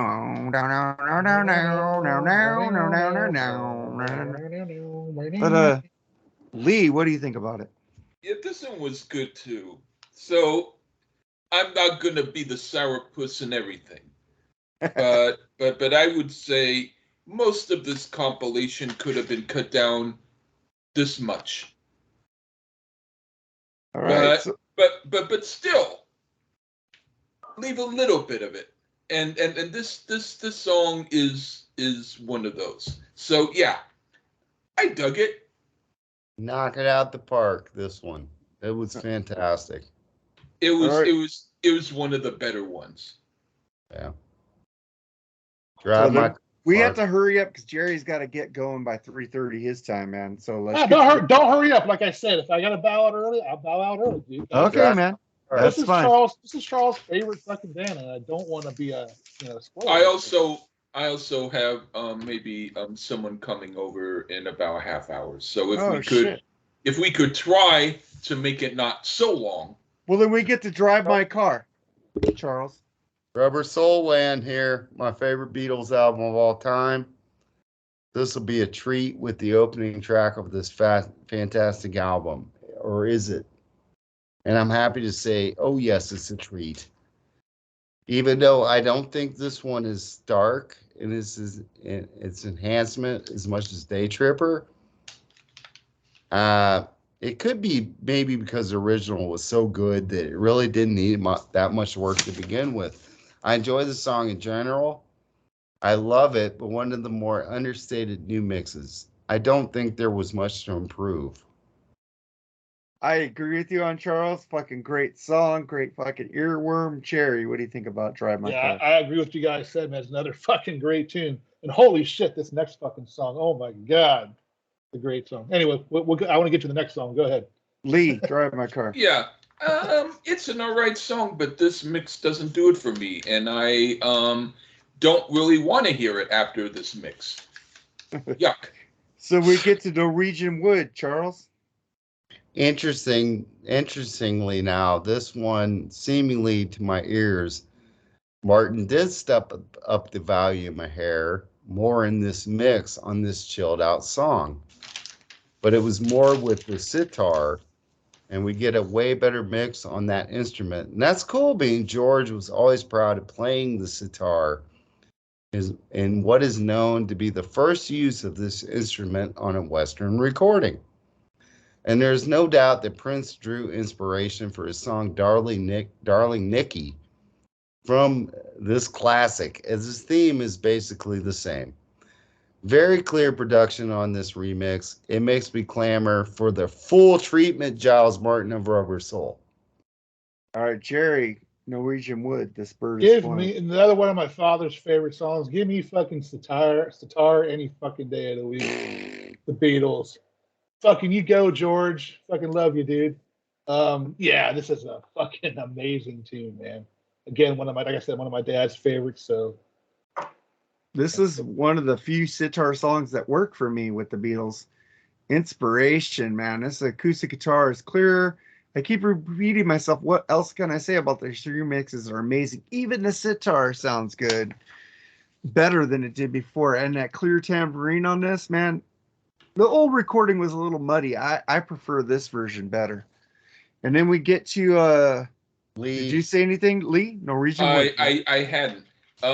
This is a song that I really liked to play on the piano. I didn't make it sound like sitar. I made it sound like the regular American song or English or whatever it was song that it was. But I like to play it. I'm not really much of a fan as far as hearing it, and this mix really didn't do it for me. All right, so then we get to Nowhere Man. Why did they do another remix of this? But go ahead, Charles. Well, on the beginning of this, I wasn't so sure about what I said on, say, Norwegian Wood until I heard George's guitar kick in and thought, oh, yes, this is yet another fantastic remix. We get Paul's wonderful bass work enhanced, and I love the balance that Giles went with overall in this classic Rubber Soul cut. It's so hard to sometimes rectify in your mind that the Beatles had album tracks like this. This was an album track. It wasn't a single. We say it all the time. It's just a decent album track. This is just a decent album track from the Beatles. The greatest band of all time came up with this for an album track. Jerry, Nowhere Man. decent song. Nothing really standoutish about it with me as far as me liking it. It's okay. If I never heard it again, I'd be okay. That's all I really got to say about that. I'm just gonna say, watch Yellow Submarine and listen to this song in that movie. You'll have a more better connection to it. Yeah. So Lee, what do you think of Nowhere Man? Yeah, I agree with Jerry. In fact, I agree with half. I wish that I didn't have to hear it again. The part about slightly liking it, maybe not. Maybe I slightly don't. But yeah, it's one of those songs that's like a chore for me to hear. So we get to Michelle or Michelle. And the mix also didn't do it for me. Charles? Well, from what I'm hearing, this has been way more balanced as far as again. So sometimes you get your socks knocked off, and on others, not as much. This is one of those where the mix is slightly more subtle, and it's actually way better for it. Not quite as harsh. I think the instruments are way more balanced than on the other edits I've heard, as well as far as the stereo mixes go, because I do prefer the mono mixes, Lee Gersman. Sounds way more organic. I enjoy this for its subtlety. So what do you think of Michelle, Jerry? Oh, it's another fucking great tune, dude. I mean, like I said, this is my favorite what do you call it? The era of the Beatles. I don't want to call it era, but they didn't really have an era. They were around for what, 10 years? Yeah. Yeah, I mean, it's another great fucking song, dude.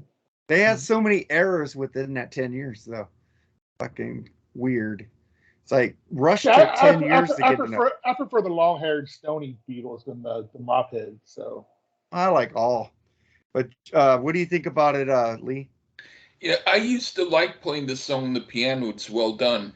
And even though it wasn't my favorite to hear always on the album, this mix actually made it now one of the songs that I want to hear. This to me is one of the better mixes, and I think that this stands up above a lot of the other songs.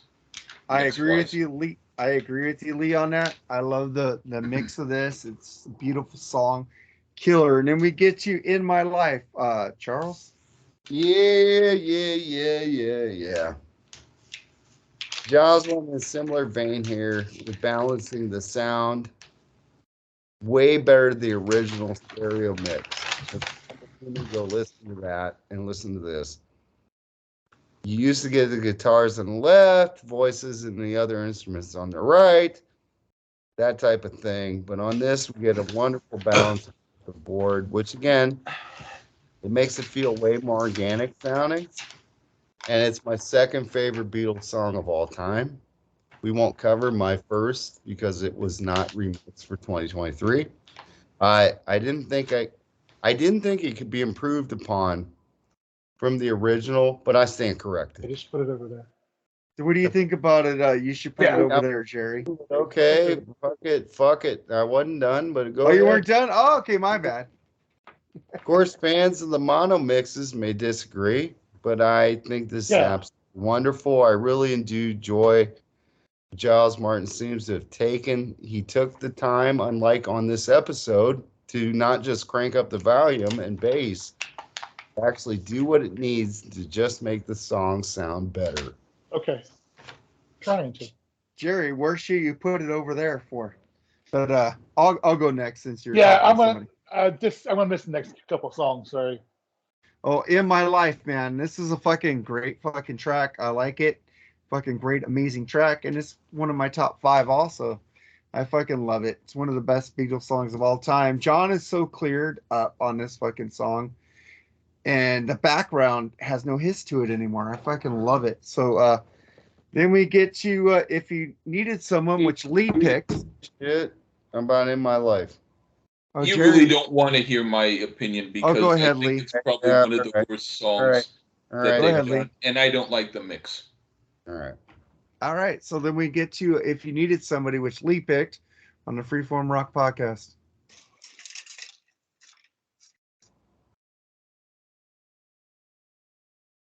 All right, man. We're still going here. I'm just recording. All right, Lee, If You Needed Somebody.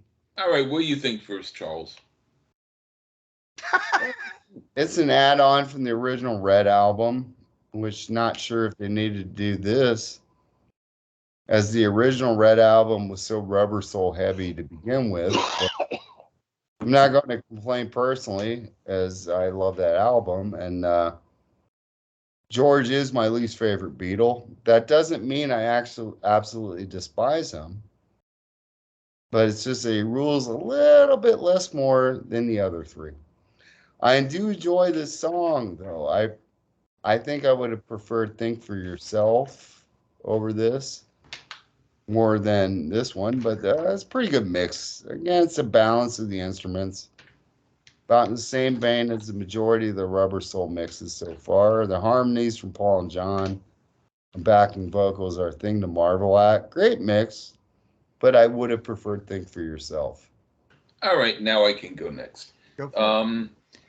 This was brightened and benefited a lot from the mix. This one stood out. It made me think, was this really one of the 2022 mixes? Because this was so much better than most of these 2023 ones. So I liked it. And it's not my very favorite song by the Beatles, but it's becoming more a song that I like more and more because of this particular mix. So yeah, it was really cool. Yeah, I agree with you, both of you guys. I love this version of the song. It's really, I think it's brightened up. I think you liked it a lot better than Charles did. It's a great fucking song. I like lyrics. Just read the lyrics of this fucking song. Jerry, are you there or no? You're taking the song off. So then we get to Girl. What do you think of Girl, Charles? What was the song? What was the song? If You Needed Somebody. Good tune. Love it. All right, Girl. This is the last song off the Red album, right? Yes. Yes. For us. The Yes. rest of it, listen to the Revolver remix, you're good. Yep, it's official. Giles focused on the balancing of the guitars and the instruments and getting the vocals centered, as well as it just so feels lifelike in comparison to the original edits. This is probably why I've been so floored by the mixes on the Red that I've heard. And we really do hear George and Paul singing tit, tit, tit, tit, tit, tit, tit, tit, tit properly for the first time. Yes, they said tit. I definitely recommend minimum most people to listen to these 2023 mixes on the Red. I personally am in love with the Beatles music all over again because of it. So, Jerry, are you there? So, Lee, what do you think of Girl? It's not one of my favorite songs, but I have to admit the mix on this is one of the better mixes. So I have to give them credit for making it sound as good as it does. I think I used to like playing it on the piano, so that was okay.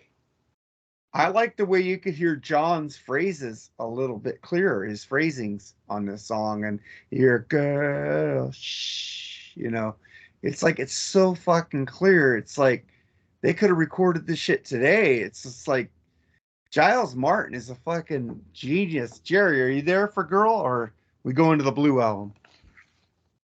Guess we're going to the Blue album, Charles. Or is it I Am the Walrus, right? The first one? So you picked that one. So here's I Am the Walrus on the Freeform Rock Podcast. All right, man, we're still going. I'm just pausing the recording right now for you guys watching on YouTube. Just to let you know, and I'm restarting. So we get to I Am the Walrus, Charles. Sorry, I had a delivery. I take care of. What's going on? What did I miss? Oh, Girl. You like Girl. Love girls. There you go. All right, now we're on I Am the Walrus, Charles. Interesting, there wasn't a newer mix on this song out there. But hey, I sure as hell am not going to complain about one of my favorite Beatles songs getting a remix. This was the B-side to Hello Goodbye. And the superior song to that A-side, by the way, to my ears. Now, this was a mix that really grabbed my attention as we get that great balance again. And John's electric piano stands out with this remix, along with the strings. Unfortunately, George's guitar work wasn't brought up much, and I'm only guessing he must have been mimicking what the electric piano did, because I really don't hear him that much on this, and I would have loved to hear a bit more of that. But overall, a fantastic new mix, and the part that blew me away was during that radio broadcast at the end of this song was that part of that BBC production of King Lear. And you can hear new snippets of an orchestra, Lee Gersman. Shit absolutely blew my mind, as I don't ever recall hearing that before. The music from a BBC production. Just an incredible new mix. One of my favorites on here by far. Jerry, I Am the Walrus. Oh man, it's a fucking killer tune, man. Who doesn't like that song, man? One of the better Styx covers, by the way. Yeah, I agree. Definitely better than that Crash of the Crown shit. No, it's a fucking banger of a tune, dude. I love the song. So that's all I really need to say about that. Yeah, gobbledygook, but gobbledygook done great, not like Nirvana. So what do you think about it, Lee? Okay, this was a very different kind of mix, and I had not heard the radio part like that before. And the weird thing, though, is that even though it's brighter, even though it's clearer, it took away some of the power of what I thought the older psychedelic mix was while growing up, and I prefer that. I think that this is one of those few cases where it was a little too clean, where the song needs a little bit of that mud and dirt in order to make it like how it was back in the day when I heard it on a 45 and hearing all that psychedelic weirdness. It's like as if they took it's like they sort of explained what some of the magic was and left it out. So even though they cleaned it up, I think they cleaned it up for the worse. I think the clean version is cool, but I do like the original version better of this because it has that rawness to it. It has, like you were saying, Lee, it has like the girth. It's like Def Leppard Hysteria, which I do love that album. It's way too clean. And all right, man. I agree with Lee. And then we could. I don't don't necessarily disagree with Lee, but I just think it was cool how the orchestra part of King Lear came over at the end. It was really cool. It was kind of neat. I thought it was interesting to hear. Yes. Yeah. So And if then- we get the next one is Fool on the Hill, right? Yep. Charles. I'm going to take a guess. Probably the album tracks from Magical Mystery Tour were products of better recording equipment. Because I don't really hear that big of a difference on this one. Maybe we get a bit of more of the more subtle instruments coming through on this mix. I mean, I do love the song, absolutely. But as far as the new mix, underwhelming one to my ears. Maybe he just can't do much with these newer Beatles songs as far as the recording lineage goes. The Fool on the Hill, Jerry. I really like this song. I guess what Charles is saying, the remix isn't that much better, but I enjoy this song. So that's really all I get to say about that.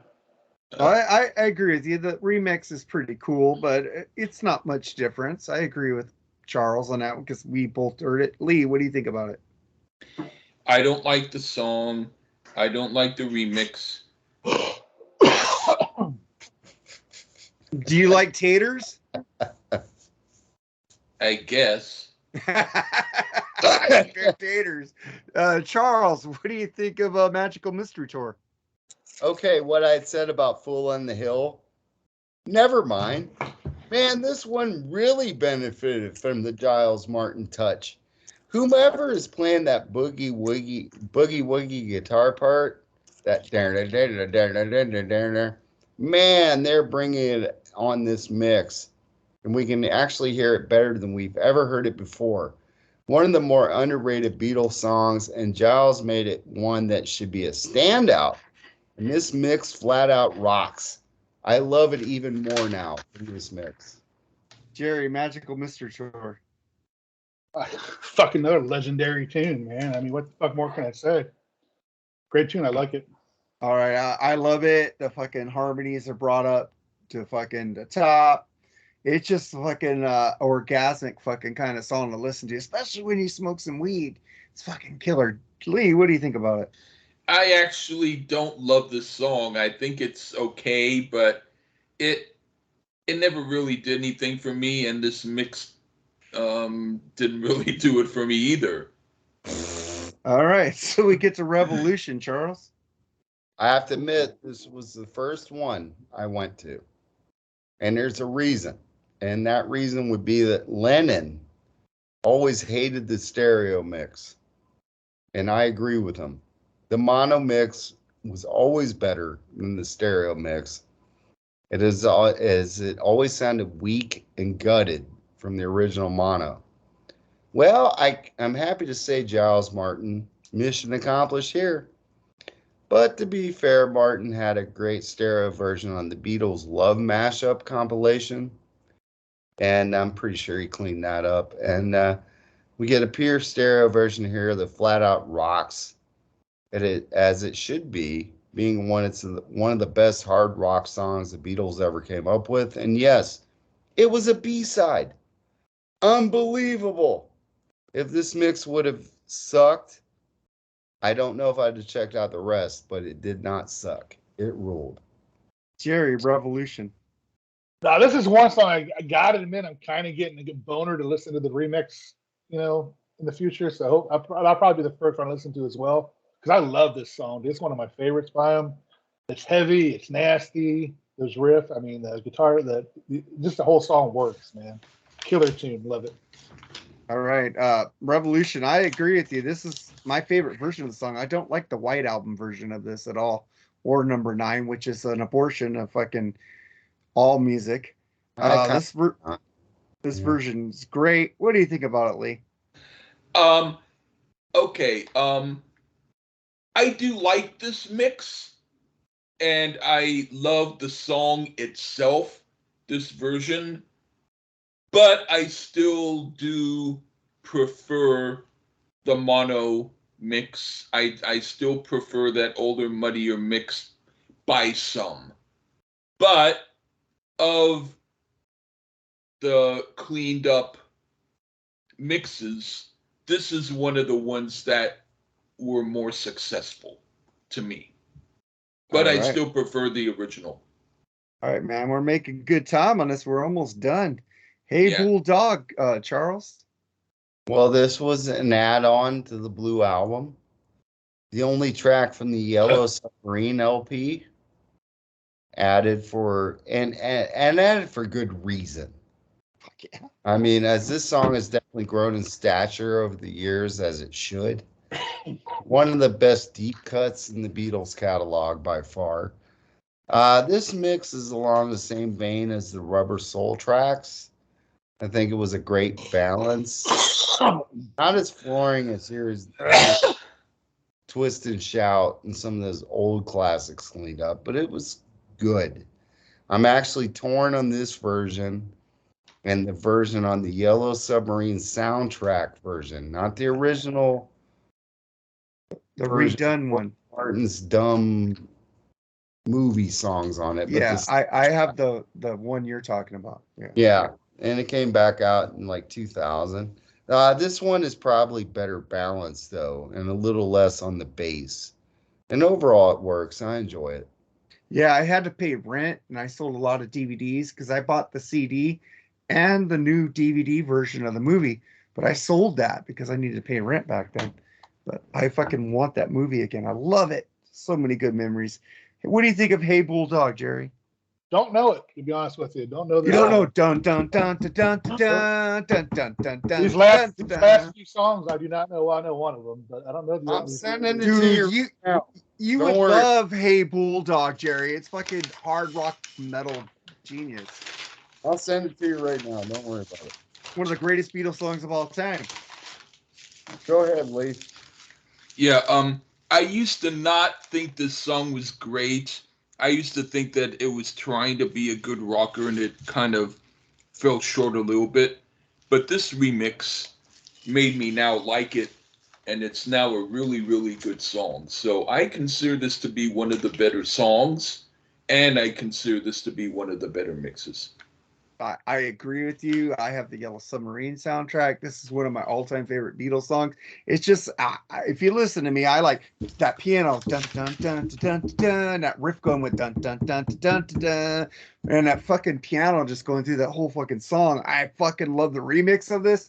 It brings out more of the piano and Ringo's drums. This fucking song was already awesome for me, and I fucking love it even more in the remix. And then we get to Old Brown Shoe, Charles. The B-side to the Ballad of John and Yoko and one of the more interesting mixes on the whole collection. The bass separation is great. And by the way, allegedly George Harrison played the bass on this.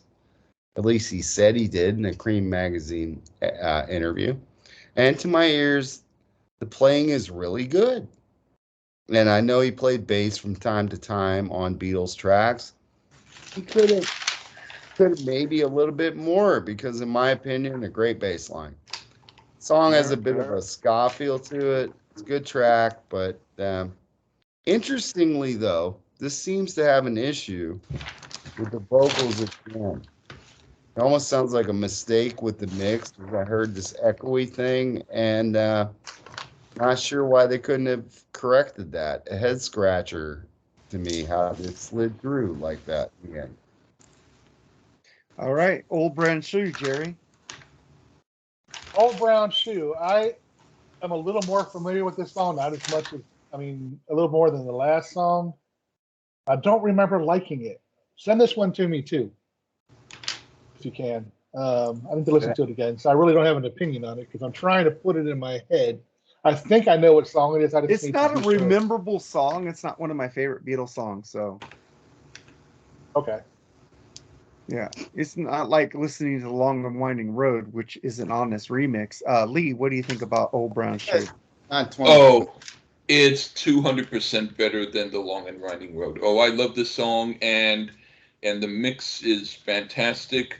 The song itself is great. This is actually the very best song on this whole remix thing. Oh, all right. Then we get to the last track on the Blue album, Now and Then, the new song, Charles. At this point, what hasn't been said about this song?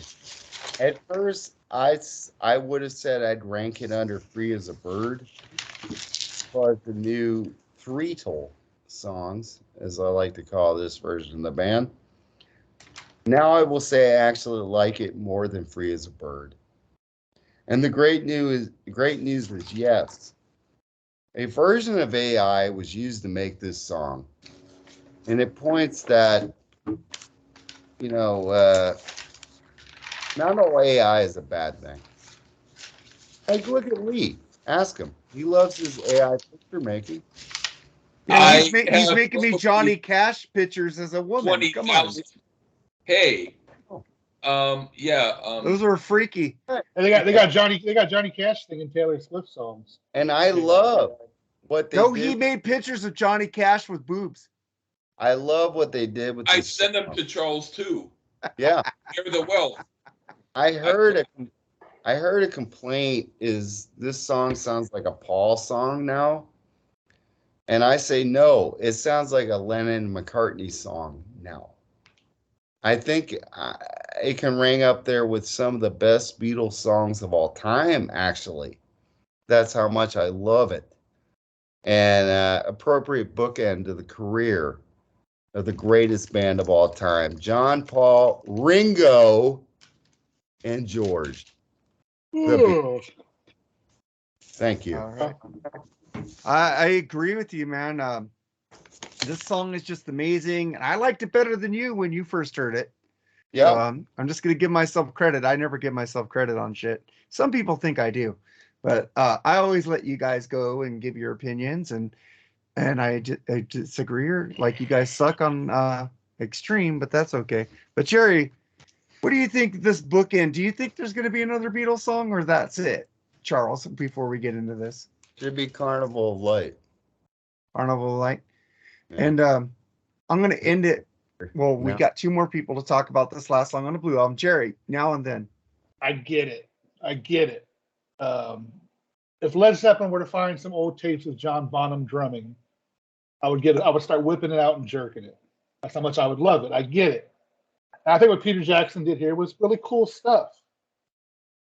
But the song is awful. Ooh, It's terrible. Does nothing for me. I've killing heard me, it a Smalls. few times, but I don't know, man. It's got that little pathetic George solo at the end. You can barely hear it. But well done, though. The way they got it all together. Well done for that.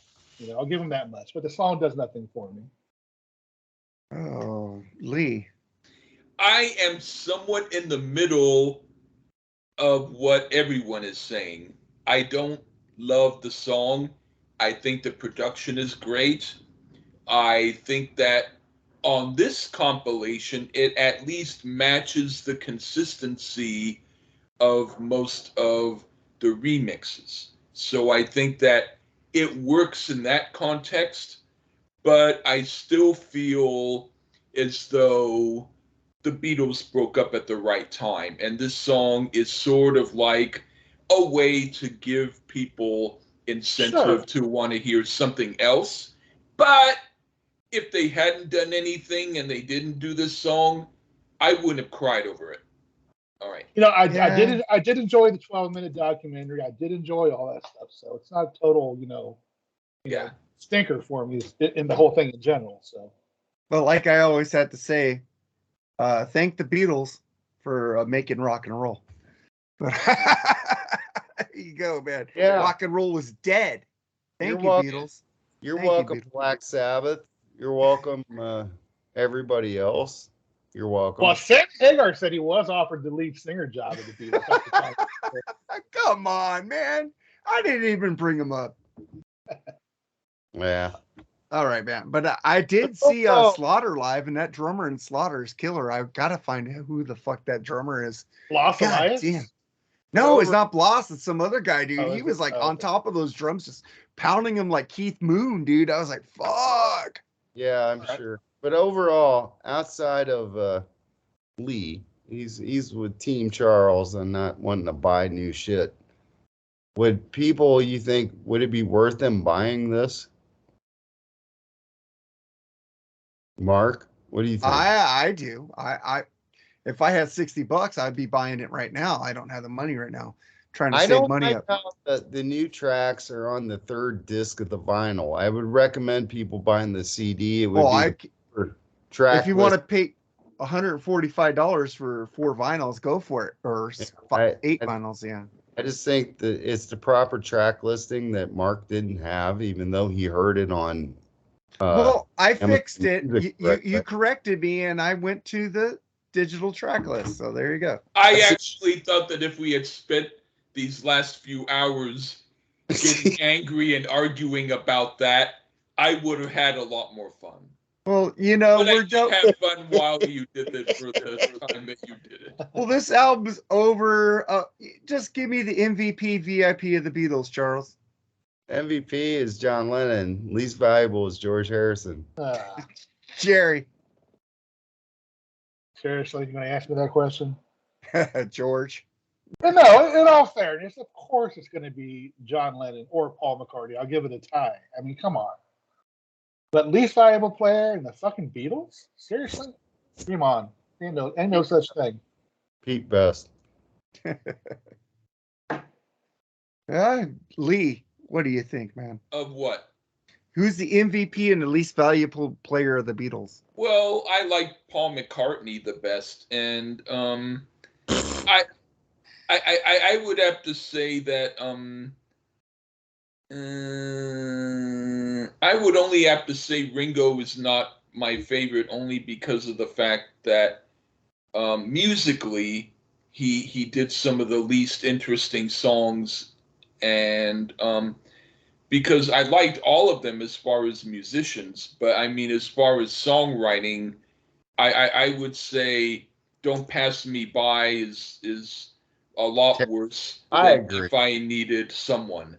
He did write one absolutely great song, Octopus's Garden, and no, it's great, and it beats Yesterday by a mile. But what I want to say is, that is a bad Beatles opinion right there. But what I want to say, well, I'm glad mine wasn't throughout his career, he's done the least interesting work to me. Yeah, I go with that.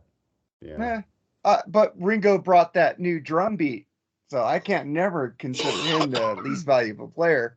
Yeah, I can't really consider any member of the Beatles as they all brought something to the table. It's like I will just pick fucking all 4 Beatles as the most valuable player and Pete Best as the least. So I can't separate them, man, because they all brought that sound. They all had that backing vocals. They all had that drum beat. Yeah. I mean, with like Jerry, I mean, George Harrison, I mean, he's not like Bobby Doll shit. Oh, I mean, he's George Harrison. He was in the Beatles. Of course he's fantastic. Just my least favorite, but that doesn't mean he sucks. No way. I mean, he's phenomenal. He's my favorite, but there's no way he's more important to the band than Paul and John was. I mean, even I know that.